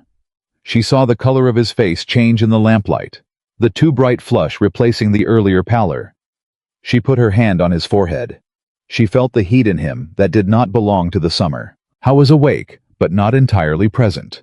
His eyes were open and focused, and then not focused, and then focused again. The cycling attention of a fever, working on a man who was trying to fight it through sheer stubbornness. She had seen that before. Stubbornness was not sufficient. She knew that too. She sat beside him and put her hand on his arm, and every 15 minutes she tapped his shoulder until he looked at her, and when he looked at her, she signed, "Still here. Stay with me." He stayed. Each time he stayed. Sometime before dawn she made the decision she had been building toward since the fever started. She checked his breathing, still, even still his own, still the breathing of a man who was fighting rather than surrendering. She checked his leg. She added the second blanket. She checked his face one more time and held her hand against his forehead for a long moment. Then she wrote on her slate and tucked it under his hand where he would see it if he woke. "Gone for help. Coming back. Don't be an idiot about it." She went to the horse. The ride to Red Willow in the aftermath of the storm was not the worst thing Mabel had done in the past 14 hours, but it was close. The ground was saturated, and the horse was tired, and she was running on nothing but the particular fuel of a woman who has decided that something is not negotiable. She did not stop. She did not slow down beyond what the footing required. She reached Red Willow as the sun was coming up through the wet air. She came off the horse at Dr. Lenora Pike's door and knocked. Not knocked. Hammered the flat of her fist against the wood with the full weight of what the night had been behind it. Dr. Pike opened the door. She was already dressed, which told Mabel that the doctor was a woman who understood that nights in Wyoming could require this. She looked at Mabel, the mud, the torn apron, the exhaustion, the absolute and unwavering directional urgency in Mabel's face. She stepped back and opened the door wider. Mabel went in. She grabbed the slate off the doctor's desk. She had seen it there on her one previous visit and had noted it with the automatic habit of cataloging useful things. She wrote fast. Calder Voss. Line shack. 2 miles northeast. Juniper Ridge. Western pasture. Trapped leg. Fever since midnight. Needs you now. Dr. Pike read it. She looked at Mabel's face. "How bad is the fever?" she asked.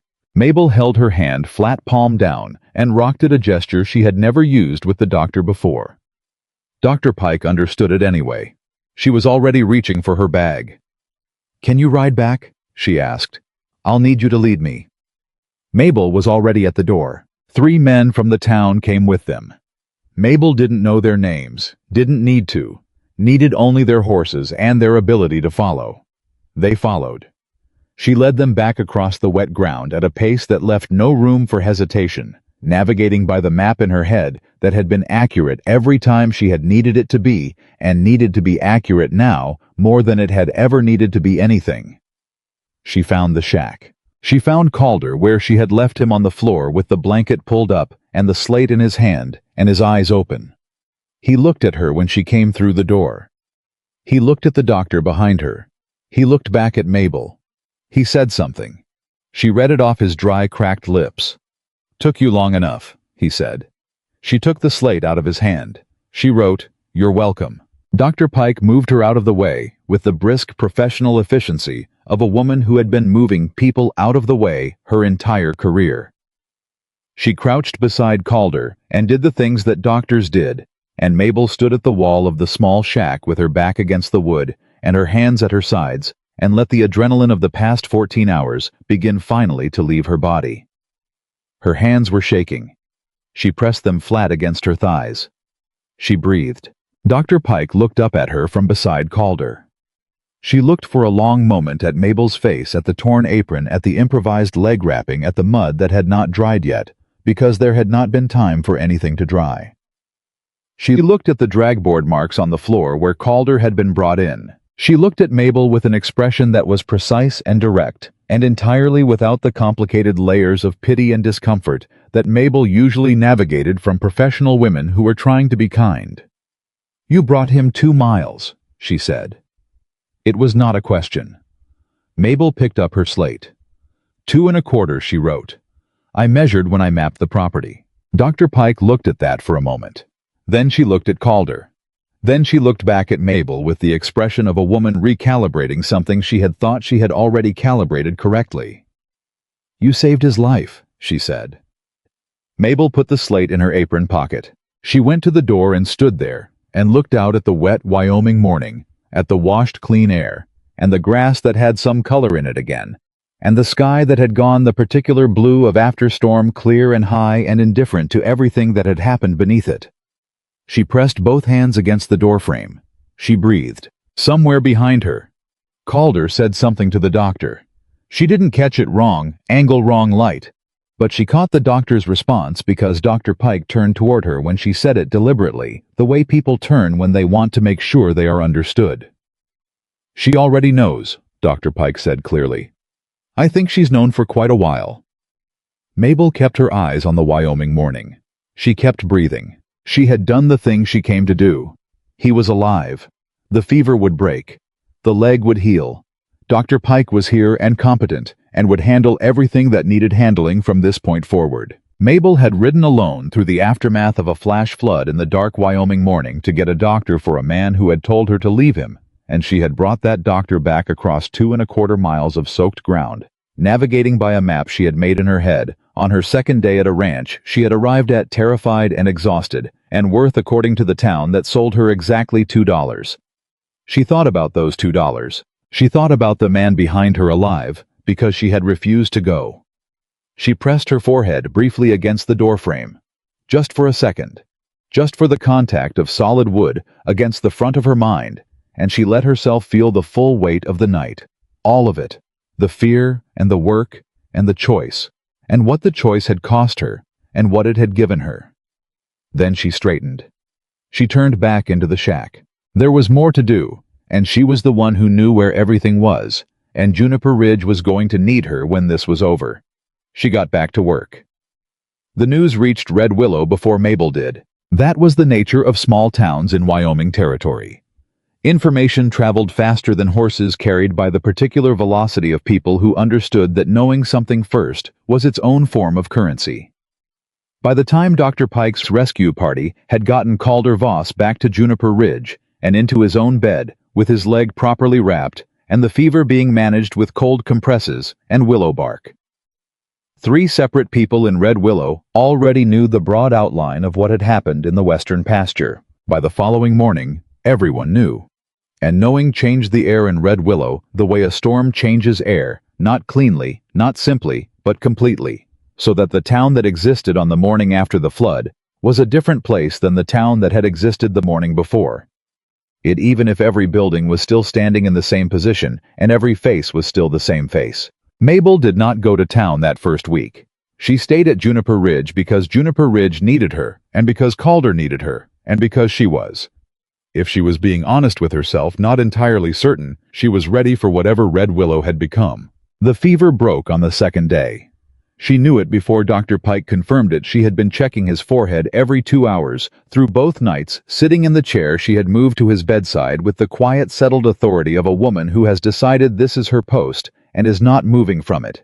And she felt the change in the heat of his skin, the way she felt everything with the full attention of someone for whom touch was information. He opened his eyes on the morning of the third day, with a clarity that had been absent since the flood, and the first thing he did was look for her. She was at the window. She had gone to check the morning sky. The automatic habit of a woman who now tracked weather, the way other people tracked time, and she felt the change in the room, the way she felt most changes as a shift in the quality of the air and the light, and she turned. He was watching her. She crossed to the chair beside his bed. She sat.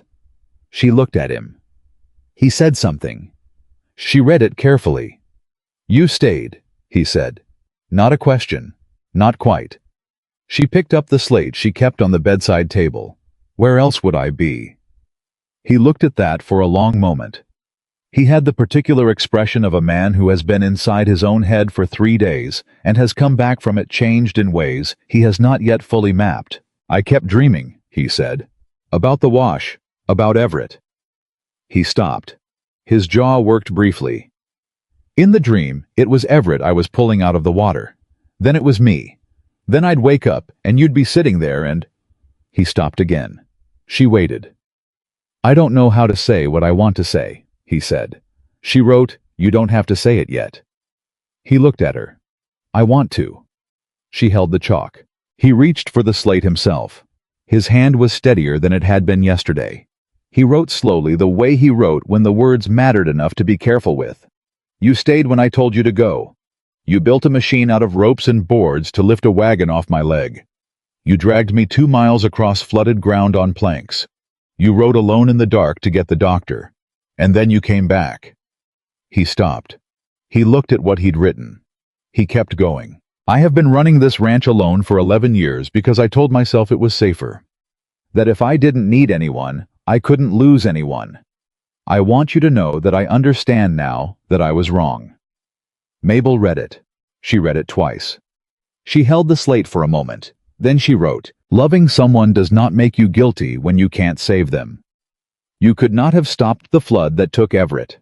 You could only have stood in it with him, and then there would have been 2 people lost instead of 1. She watched him read it. She watched his face do the thing she had seen it begin to do at the fence line, the slow, deep release of something that had been held rigid for a very long time. It was not dramatic. It looked almost like nothing. But she knew what nothing looked like on Calder Voss. And this was not nothing. This was the face of a man putting down a weight he had been carrying so long, he had forgotten he was carrying it. His hand came up and covered his face for a moment. Just a moment. One hand briefly, and then it was back at his side, and he was looking at the ceiling with the steadiness of a man who has allowed himself one unguarded second, and has now returned to the position of a person who manages things. She let him have that. She looked at the window and gave him the privacy of her turned attention. After a while he said, "Thank you." She looked at him. She gave him the sign hand flat at the lips moving outward. The one he had learned on the wagon seat 2 months ago. The one he had tried and gotten almost right, and she had corrected. He made it back at her. Perfectly. Without hesitation. She looked at her hands. She breathed. The first visitor from Red Willow arrived on the 4th day. It was not who she expected. It was not Dr. Pike returning to check on the patient, though that came later. It was not Silas Crowell, which she had been privately dreading in the way you dread something you suspect is coming, but cannot prepare for entirely. It was the woman from the fabric counter, the one who had asked Mabel's opinion on the navy cotton, and thanked her with the clean, simple inflection of one person thanking another. She arrived in a small wagon with a covered dish, and tied up at the front post, and came to the door with the particular posture of a woman who has made a decision and is carrying it out before she can talk herself out of it. Mabel opened the door. The woman her name, Mabel would learn, was Clara Metz, wife of one of the smaller ranchers east of town, looked at her directly. She said clearly, and without preamble, "I want you to know that I saw what happened at the auction, and I didn't say anything, and I'm ashamed of that." Mabel looked at her. "I brought food because a man is recovering and food is useful," Clara continued. "But I wanted to say the other thing too because it needed saying, and I should have said something closer to it 2 months ago." Mabel stood back and opened the door wider.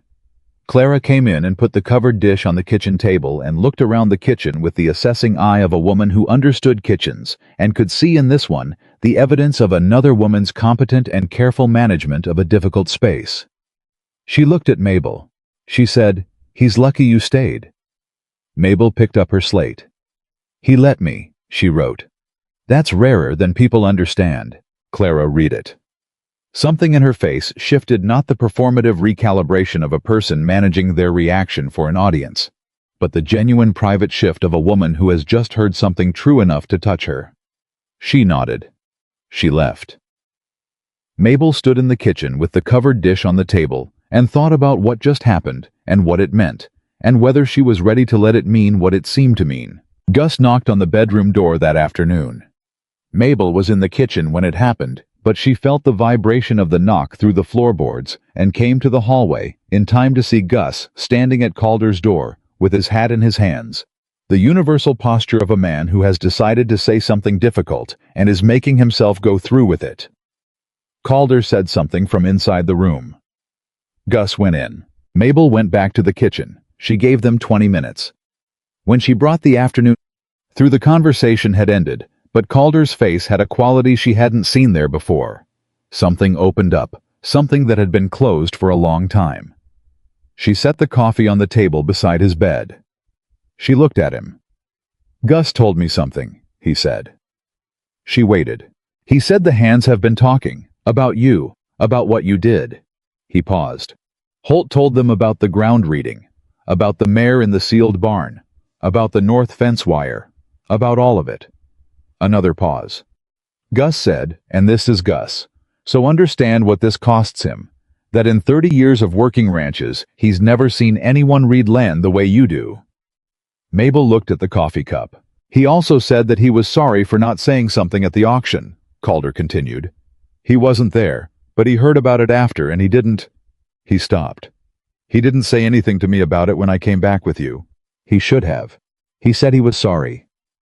She picked up her slate. "What did you say?" "I told him that the person he needed to say sorry to was sitting in my kitchen." She looked at him. He said, "He's going to. He's working up to it. Give him a day." She wrote, "Gus can have as many days as he needs. I'm not going anywhere." Calder looked at that sentence. He looked at it for a long time. "No," he said quietly. "You're not." The second visitor from Red Willow came on the 6th day, and this one Mabel had not anticipated. It was Del Pruitt, the rancher who had stood at the front of the auction crowd and said loudly enough for everyone to hear, "Can't hear a rattlesnake." He came alone. He tied his horse at the post and stood at the front door with his hat in his hands, same as Gus. The posture apparently universal among men of a certain age and type who had come to say something they didn't want to say. Mabel opened the door. Pruitt looked at her. He was a big man, bigger than she remembered from the auction, or maybe it was that she was looking at him differently now on her own porch, rather than from the landing where she had been the one standing for assessment. He looked older than she remembered too. The particular aged quality of a man who has spent 2 days thinking about something that didn't make him comfortable. He said, "Miss Rowan." She had her slate. She held it up. He looked at it. He cleared his throat. "I said something at the auction that I want to take back," he said. "I can't take it back, but I want you to know I said it." He stopped. "That don't make sense." She wrote, "It makes sense." He looked at the slate. He nodded once, the compressed nod of a man accepting a result he knows he doesn't entirely deserve. "Word is you dragged Voss 2 miles on a plank in a flash flood," he said. She wrote 2 1/4. He looked at that. Something moved through his face that was not quite a smile, but was in the same family. The involuntary response of a man who has just received information that fits exactly with the revised understanding he has been arriving at. He put his hat back on. "I reckon a woman who can do that can hear whatever she needs to hear," he said. He turned and went back to his horse. Mabel stood in the doorway and watched him go, and thought that this was what partial justice looked like. Not clean, not satisfying in the way that justice in stories was satisfying but real. A man who had been wrong coming to say so in the imperfect, inadequate way that real men did it. She could take that. She had taken harder things. The twist she had not seen coming arrived on the 8th day. Dr. Pike came for her regular morning check on Calder's leg. The swelling was reducing, the leg would heal without permanent damage. She had confirmed this on the 6th day and had been confirming it with professional consistency since. But this morning, she stayed longer than usual. She sat in the kitchen with Mabel after she'd seen Calder, and she set a piece of paper on the table between them. Mabel looked at it. It was a letter. Official Papertown letterhead. She read it. The town council of Red Willow had met 3 days earlier. The meeting had apparently been called by Silas Crowell, which surprised her, and the outcome of the meeting had apparently surprised Silas as well, which did not surprise her. The letter signed by the council was addressed to Calder Voss. It informed him that the labor contract under which Mabel Rowan had been transferred was being reviewed for legal validity under territorial law. Specifically, the transfer of an individual's labor contract as part of a debt settlement without that individual's formal written consent was upon examination by the council's appointed review of questionable legality. The contract was being voided retroactively. Mabel read it twice. She looked at Dr. Pike. "Silas called the meeting," Dr. Pike said. "That part surprised me too." Mabel wrote, "Why?" "I don't know entirely," Pike said. "I think—" She paused, choosing her words with the care of a woman who was precise about the difference between what she knew and what she suspected. "I think that some people are capable of doing the right thing once the cost of not doing it becomes clear enough. And I think that Silas Crowell, whatever else he has understood, that what happened at that auction was going to be what Red Willow was known for if nobody did anything about it." She paused.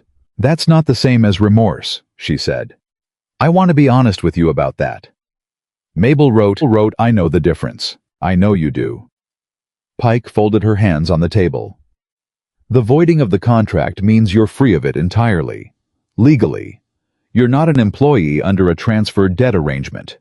You're a free woman who can make whatever arrangement she chooses with whoever she chooses." She looked at Mabel steadily.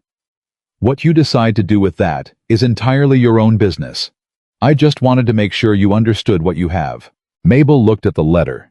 She looked at the kitchen around her, the organized pantry, the good iron pots, the chalkboard on the wall, the chalk stub on the counter, the chair she had moved to Calder's bedside that was now back at the kitchen table but could be moved again. She looked at the window and the porch beyond it and the Juniper Ridge pasture in the early September morning. She wrote, "Thank you, Dr. Pike." Pike nodded. She stood up. She started for the door and then stopped and turned back. "One more thing," she said. "I've been talking to some of the businesses in town about written instructions, about not automatically assuming that a person who communicates differently is communicating less." She looked at Mabel directly.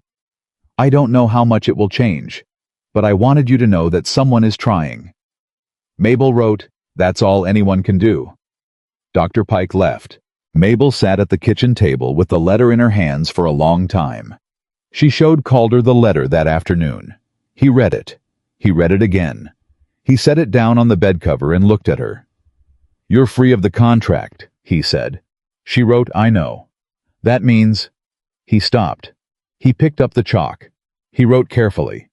"That means whatever you're doing here now, you're doing it by choice. Not because of any legal arrangement." She wrote, "I know that too." He looked at her. She looked at him.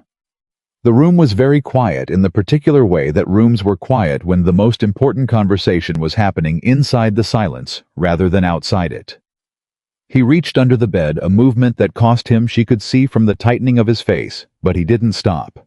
He produced a flat ledger, the kind used for ranch accounts, and put it on the bed cover between them. He opened it. It was her wages. Every week. Every dollar. Recorded in his plain, deliberate handwriting from the first day she arrived. She looked at the column of numbers and felt something move through her that was not surprise. She had always believed he was keeping the records honestly, but was something more specific than confirmation. It was the evidence of a man who had treated the arrangement seriously from the beginning, who had written down on every dollar owed to a woman that the rest of the town had sold for two. She looked at the total at the bottom. She looked at him. He said, "That's what I owe you. Every cent. I want you to have it regardless of what you decide to do next." She wrote, "You're not sending me away." "No," he said immediately. "That's not what I'm doing. I'm making sure you know what you have, so that whatever you decide you're deciding with the full picture." She looked at the ledger. She thought about the full picture, the number of dollars in that column, and what they represented, what she could do with them, where they could take her. She had never in her adult life had that number of dollars. She had never in her adult life had a number of dollars that constituted genuine choice, rather than the margin between managing and not managing. Then he reached beside the ledger and produced a second document. She had not seen him prepare it. He must have written it in the hours she was not in the room, the hours she had given him for sleep and privacy and recovery. He put it on the bed cover beside the ledger. She picked it up. It was a partnership agreement, handwritten on proper ranch paper. It gave Mabel Rowan a documented financial share in Juniper Ridge's dairy operation, kitchen garden, and household management. Her name was on it beside his. The terms were specific and fair, and written in the language of a man who had thought carefully about what he was offering, and had tried to make it something that could not be misunderstood. At the bottom, in slightly smaller writing, was a single added line. "This is offered because you have earned it, and because Juniper Ridge is better with you in it. There is no obligation. There is only an open door." She read it. She read it again. She put it flat on her lap and pressed both hands on top of it, and looked at the wall for a moment, because she needed a moment that was not being observed. Then she looked at him.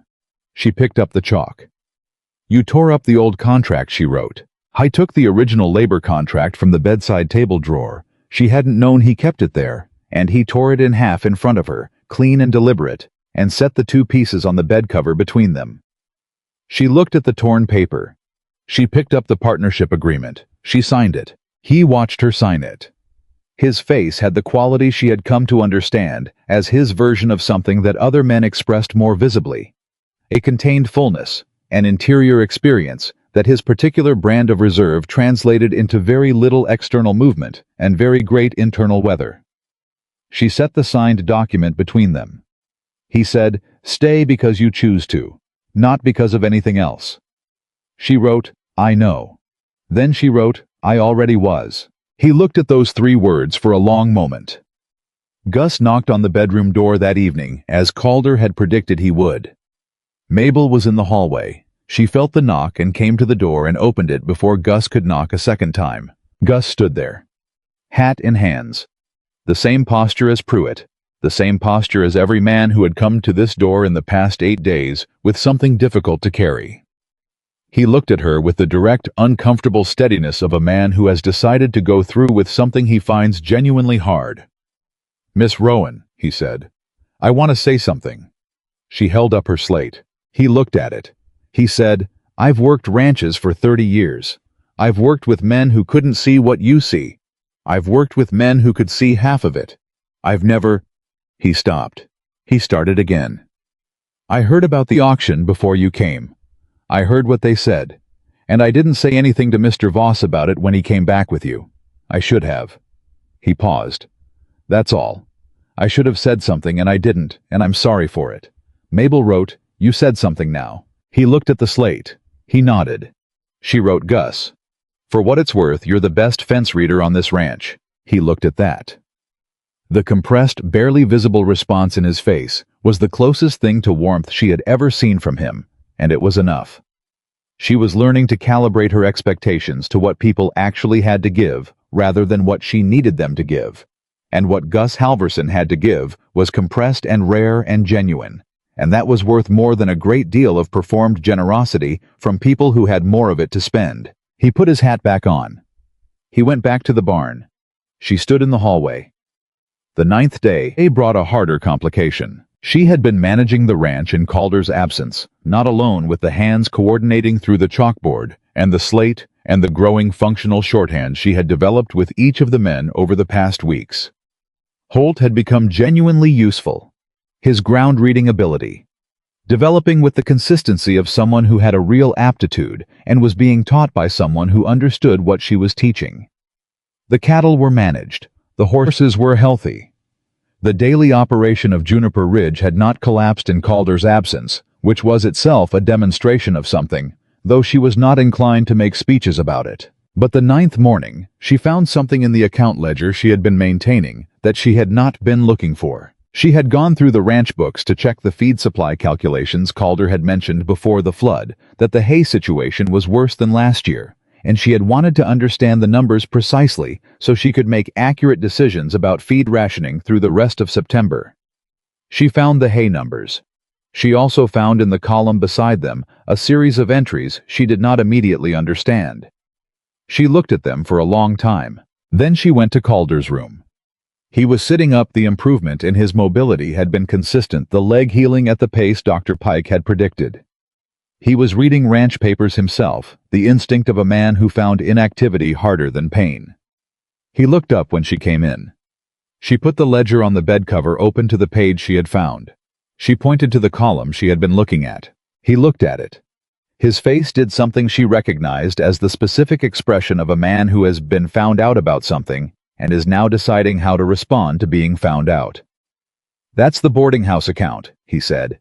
She wrote, "I know what account it is. What I want to know is why you've been paying into it."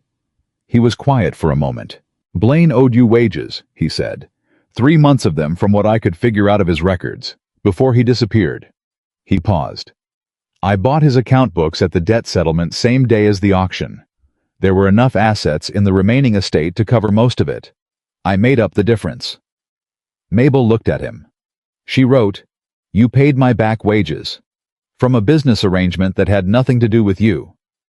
"It had something to do with you," he said, "and you were owed it." She set the chalk down. She picked it back up. "When?" "The week after you came," he said. "I didn't tell you because—" He stopped. He picked up the chalk himself. He wrote, "Because you would have argued about it, and you would have been wrong." She looked at that for a long moment. Then she wrote, "You are a genuinely difficult man to stay angry at." He read that. The almost smile appeared small, brief, living in the corner of his expression, like something that knew it wasn't supposed to take up too much space. "I reckon that's a version of a compliment," he said. She wrote, "Don't push it." And for the first time in the month she had known him, the long, difficult, revelatory month of $2 and a flood and a draft of boards and a fever breaking at 3 in the morning, Calder Voss actually laughed. It was brief. It cost his ribs something she could tell from the way he pressed his hand against his side. But it was real, and it was there, and she heard it the way she heard everything, not through her ears, but through the change in his face and the change in the room and the particular quality of the air between them in that moment. She looked at the ledger. She looked at the partnership agreement on the bedside table. She looked at the torn pieces of the old contract. She looked at him. She thought about the woman who had stood on the Red Willow Landing 9 days ago, or 9 weeks ago, or a lifetime ago. Time having become a strange and elastic thing since that July afternoon, and had pressed her hands together in front of her apron and told herself that she would not cry, and had not cried, and had not broken, and had climbed into this man's wagon because he had seen the horse, and because she had no better option, and because some part of her, the part that had survived 26 years of being underestimated, had made a decision in the space between one breath and the next that this was worth the risk. That part of her had been right. She picked up her slate. She wrote, "I have a question." He waited. "The morning of the auction. You were there for supplies. Flour and coffee and fencing wire. You told me that the first day." She paused. "You had the note already written. The one about Juniper Ridge and the wages and the room. You had it in your jacket. You wrote it before you came to the desk." He looked at her. He did not say anything. "That means you decided before you put the money down," she wrote. Before you saw me sign anything. Before you knew if I'd accept." She looked at him. Why? He was quiet for a long time. The afternoon light was changing in the room, moving across the bed cover, crossing the torn pieces of the old contract. He picked up the chalk. He wrote, "Because you were standing straight." She read that. He wrote more. Everyone in that crowd was waiting for you to break, to cry or beg or fold. And you were just standing there, straight, looking at every face, refusing to give them anything. He stopped. He wrote the last line separately, giving it its own space. "I've only ever seen one other person stand like that. It took me 11 years to understand what I lost when he was gone. I didn't want to walk away from it a second time." Mabel sat with that. She sat with it for a long time. Then she wrote very carefully the thing she had erased on the wet slate in the line shack. The thing she had not said. The thing she had been carrying since the fence line and the chalkboard and the wagon seat and the 30 seconds in the dark of her room, when she had pressed her hands over her face and let herself finally fully understand what was happening to her. She wrote it. She set the slate on the bed cover where he could read it. Then she looked at the window, because some things were better given space to land before you watched them land. She heard nothing. She felt the shift in the room. She felt the change in the air between them. She turned. He had read it. He was looking at her with the full, unguarded expression that she had seen only in fragments before, in the line shack at the fence on the wagon, the expression of a man who has stopped managing the distance between himself and what he feels. He reached across the bed cover. He took her hand. She looked at their hands. His calloused and weathered and steady.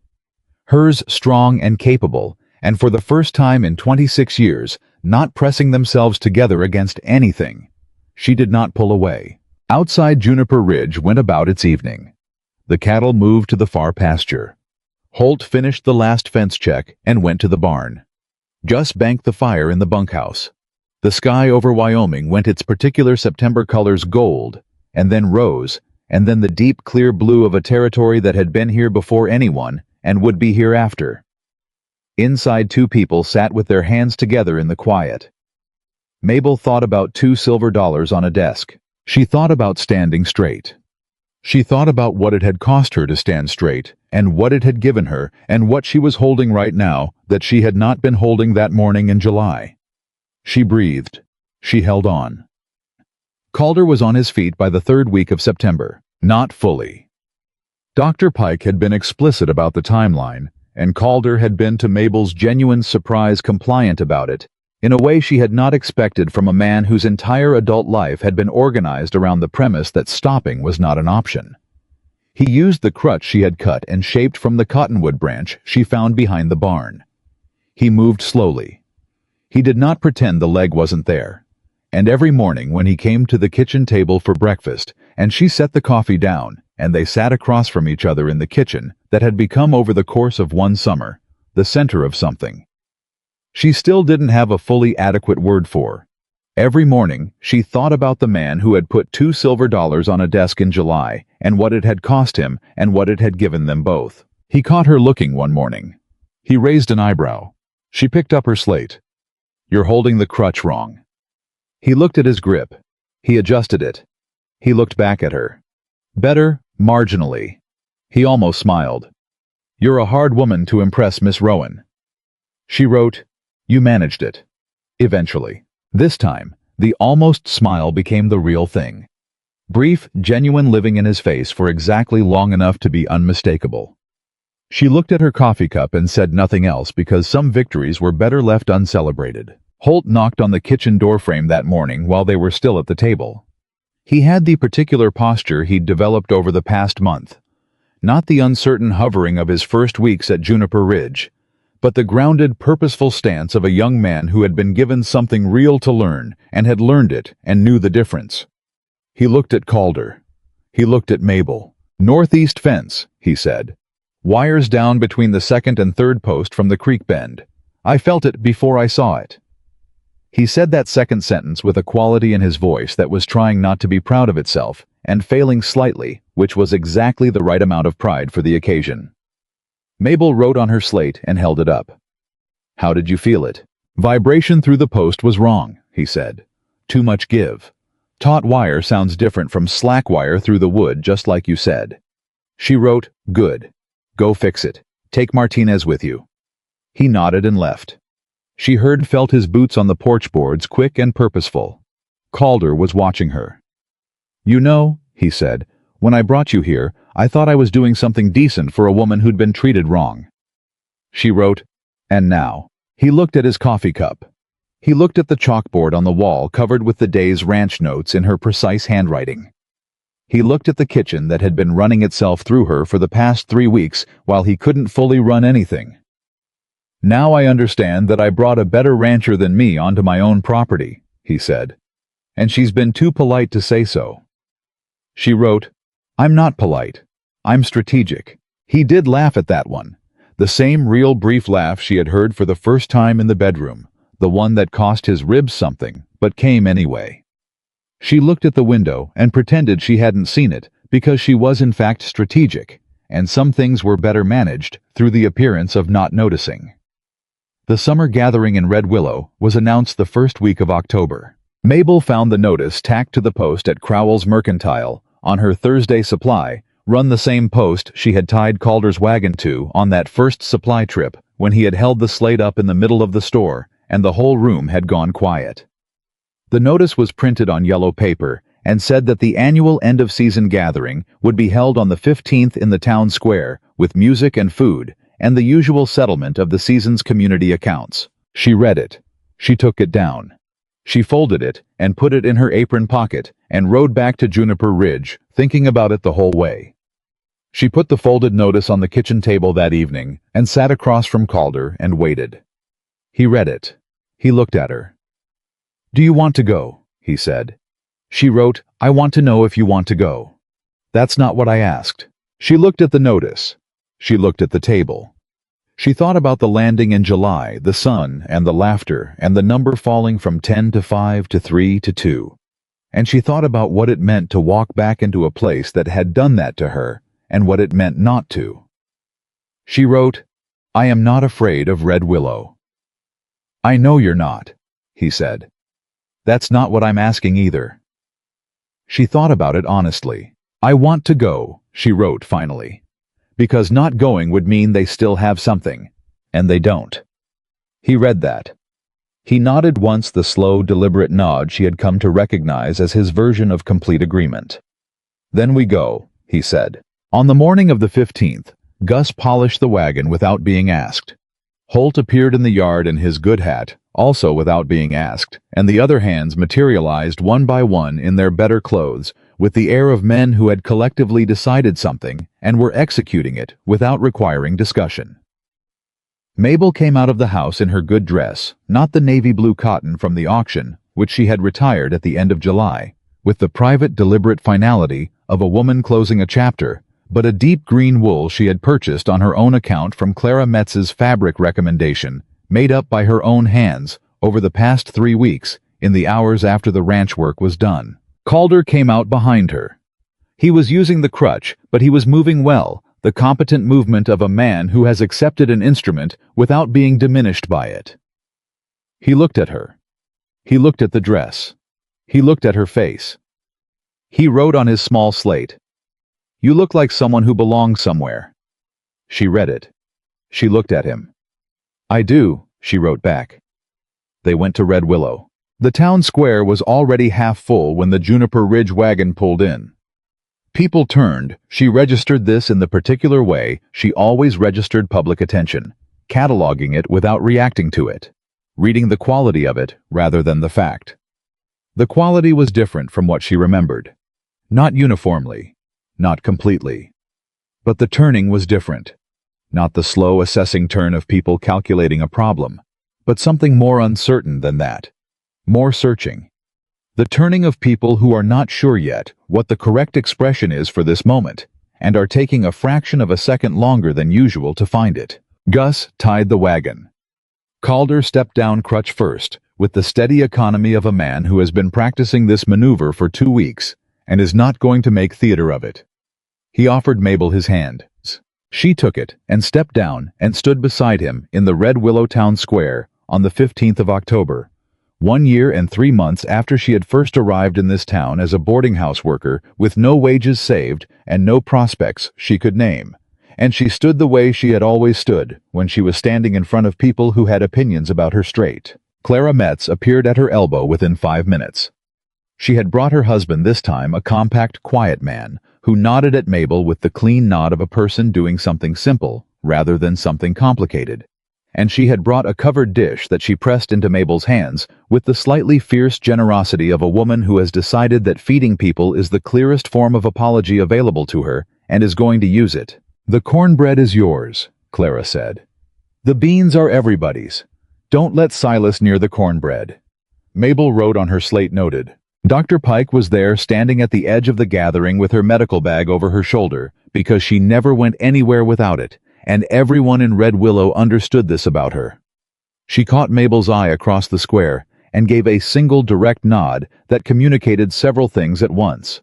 She was well, she was watching, she was glad to see Mabel standing where she was standing.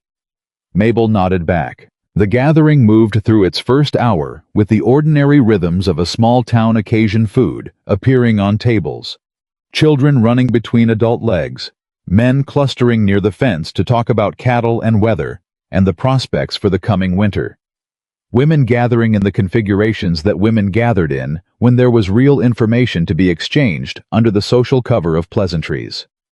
Mabel moved through it. She accepted the greetings that came, some warm, some careful, some the overcompensating warmth of people who are trying to cover distance quickly and are not sure how much distance there actually is. She read each one accurately and responded proportionally, and did not perform anything she did not feel. Holt stayed close for the first half hour, not obtrusively, but present the instinctive positioning of a young man who has decided he is on a particular side of something and wants that to be legible. She noticed it and did not comment on it because it was one of the honest and decent things he did without calculation, and those were worth more when they weren't examined too closely. Then Silas Crowell appeared. He came across the square with the deliberate, effortful trajectory of a man who has been working up to something for several days and has finally decided to stop putting it off. He was wearing his good vest, the gray one, not the brown, which told her this was not accidental. He stopped in front of her. He had his hat in his hands, the same posture as every other man who had come to say something difficult. She was beginning to understand that the hat-in-the-hands posture was Red Willow's universal grammar for contrition, and that understanding it did not require her to find it sufficient. Calder was 6 feet away, talking to one of the other ranchers. She felt him become aware of Silas's approach, felt the shift in his attention, the way she felt most things through the changed quality of the air, but he did not move. He was giving her this. Silas looked at her. His pale, assessing eyes were doing something different from what they had done in July. Not the inventory look, not the calculating look that had watched the number fall from 10 to 2 with the quiet satisfaction of a man whose estimates had been confirmed. Something less comfortable than that. Something that was not quite shame. She had told Dr. Pike she knew the difference between shame and self-interest, and she did, but was at least the beginning of the understanding that precedes shame if a man is willing to go further. "Miss Rowan," he said. She held up her slate. He looked at it. He cleared his throat. "I want to say something that I should have said before I did what I did," he said. He was clearly working from a version of this he had prepared, which she did not hold against him. Prepared words were better than absent ones. "What happened at the auction was my doing. I set the terms of it. I ran it the way I ran it." He paused. "I told myself it was legal procedure. I told myself I was settling a debt situation, and the human element of it was secondary to the legal element." He paused again. "I was wrong about that. The human element was the only element that mattered." He stopped. He looked at her with the uncomfortable steadiness of a man who has said the thing and is now waiting for the verdict. The square had gone quiet around them in the particular way of a gathering where everyone has noticed something and is pretending not to notice while paying complete attention. Mabel registered the quiet. She registered the faces around her, the range of them, the uncertainty in them, the people who were watching to see what she would do, because what she did would tell them what they were supposed to feel about all of it. She thought about what she wanted to say. She thought about the landing in July. She thought about the number 2. She thought about her hands pressed together in front of her apron, and the decision not to cry, and standing straight, and the man who had seen it, and put $2 on a desk. She picked up her chalk. She wrote on the slate, and held it at the height and angle she had learned over the course of a summer to use when she wanted something read by more than one person. She wrote, "You did not misunderstand my deafness. You underestimated my humanity." The square was very quiet. She let them read it. She watched the faces read it, the reckonings happening behind eyes, the small private accountings that people do when they have heard something accurate and are not certain they want to fully absorb it. Then she erased it. She wrote again. "Do better with the next person." She lowered the slate. Silas looked at what was now blank slate where the words had been. He looked at her. He put his hat back on. "Yes, ma'am," he said. He walked away. The quiet in the square lasted another few seconds. Then the gathering moved, returning conversations, resuming children, reinstating their running, and Mabel stood in the middle of it with her slate in her hand and breathed. Calder appeared at her elbow. He had apparently concluded his conversation with the other rancher. He looked at her. She could tell from his face that he had read the slate. He wrote on his own small slate, "Well said." She wrote, "I had time to think about it." He wrote, "The whole summer." She looked at him. She wrote, "The whole summer." They stood together in the Red Willow Town Square, and the gathering moved around them, and the October light came down at its October angle, sharp and gold and specific.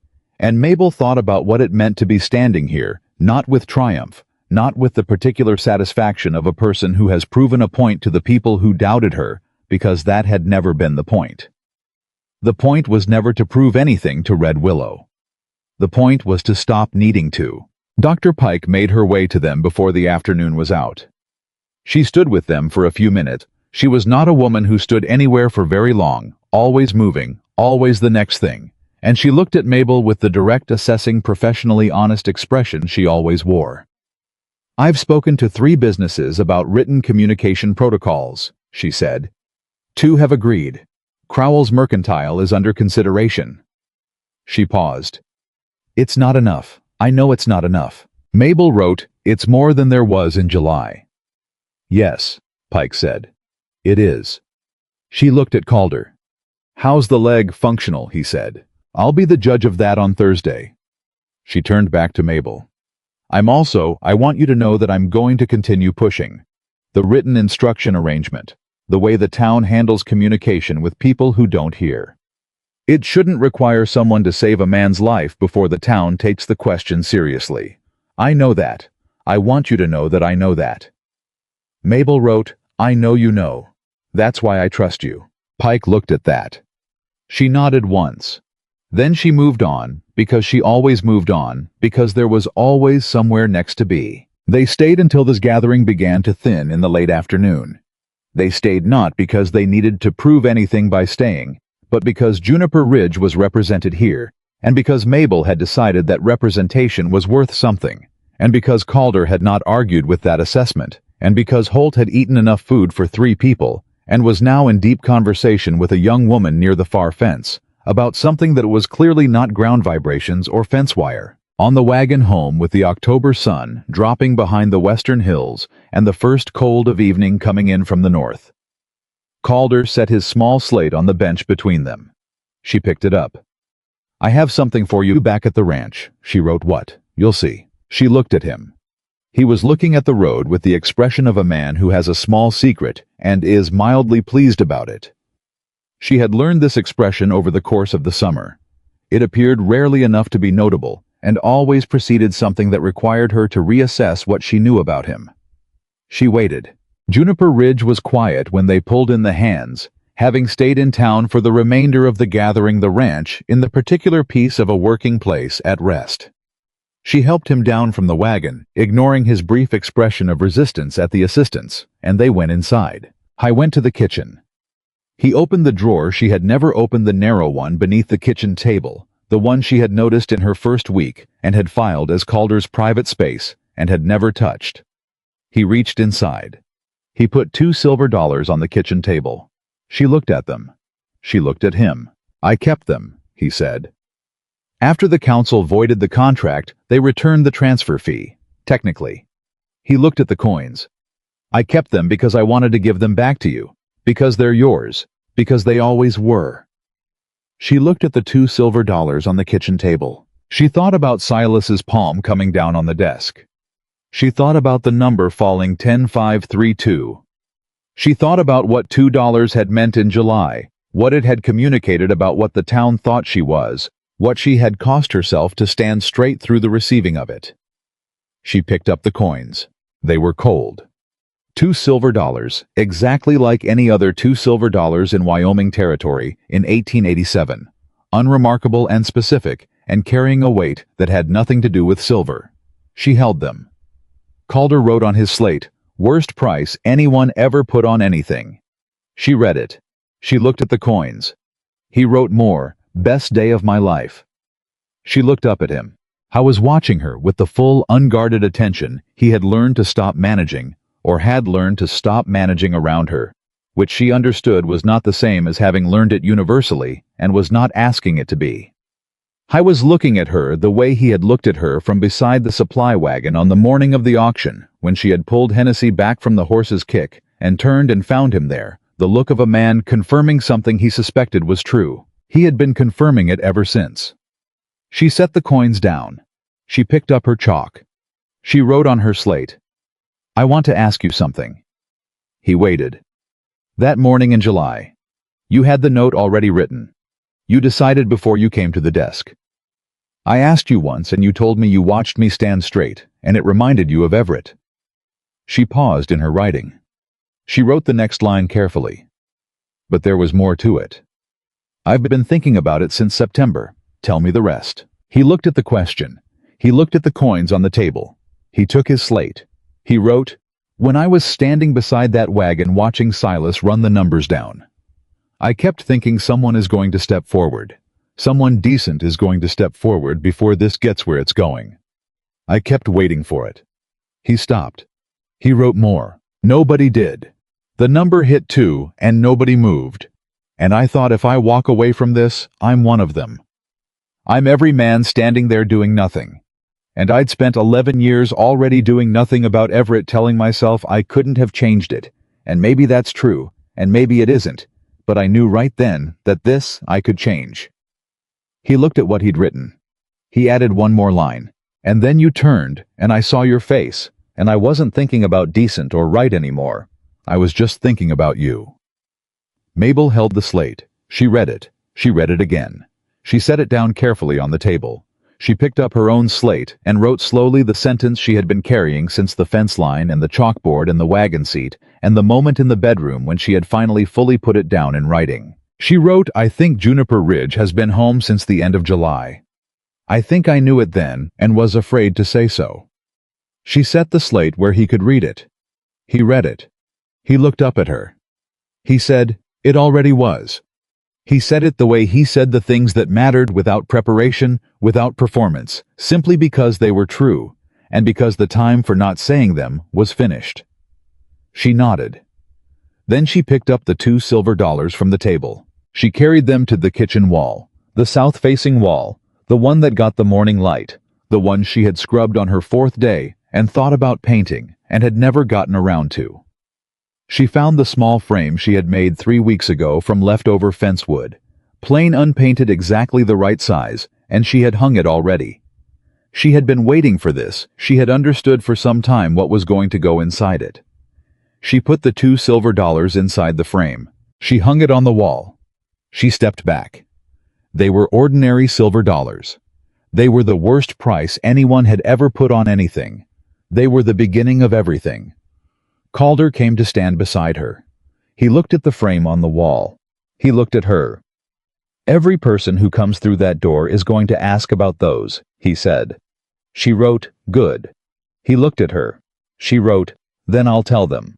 He read that. He nodded. Then he said quietly, "What will you tell them?" She thought about it. She thought about all the things she could say. The auction, the number, the crowd, the laughter. She couldn't hear, and saw anyway, the note in his handwriting, and the wagon ride, and the fence wire, and the flood, and the fever, and the drag across 2¼ miles of saturated Wyoming ground. She thought about a summer that had started with her standing straight through her own humiliation, and had ended with $2 on a kitchen wall and a signed partnership agreement in the bedside drawer, and a man standing beside her who had learned her sign for thank you on a wagon seat in July. She picked up her chalk.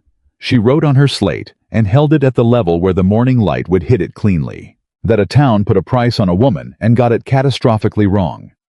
That the same $2 that were meant to prove she was worthless became the proof of exactly the opposite. That the man who paid them understood what they were buying before she did. And that sometimes the best thing that can happen to a person is being completely, utterly, catastrophically underestimated by people who were never going to see her clearly anyway, because it leaves her free to be seen by the one person who can. Calder read it. He was quiet for a moment. Then he reached over and took the chalk gently out of her hand. He wrote one line on her slate and handed it back. Stay. Not as an employee. Not as an arrangement. Not as the woman who ran the house or read the ground or saved his life, or any of the 100 specific and competent things she did that Juniper Ridge needed. Just stay. She looked at that word. She looked at the frame on the wall. She looked at the kitchen, the organized pantry, the good iron pots, the chalkboard covered in her handwriting, the chair she had moved and moved back and moved again through the course of a summer that had remade both of them. She looked at the window and the porch and the pasture and the Wyoming sky going its particular October blue above the land she had mapped in her head the second day she was here and had never stopped mapping since. She looked at him. She wrote, I already have. Outside Juniper Ridge was itself, the cattle in the far pasture, the horses in the near one, the fence lines running clean and straight to the horizon, under a sky that had no opinion about any of it. Holt would be back before dark. Gus would check the barn one last time, the way he checked it every evening, the same route, the same sequence, the same economy of motion. The ranch would do what ranches did when someone was taking care of them properly. Inside, two people stood in the kitchen that belonged to both of them now in front of $2 silver in a plain wooden frame. And the evening light came through the east window and hit the coins at an angle that made them shine like something that had always been worth keeping. Mabel Rowan had come to Juniper Ridge worth $2, according to the people who had never looked at her clearly enough to see what she was. She had come worth everything according to the one who had, and Juniper Ridge the land she had mapped, and the cattle she had tracked, and the fence wire she had found in full sun, and the man she had pulled through a flood on boards she had lashed together with rope and stubbornness, and the absolute refusal to leave someone behind.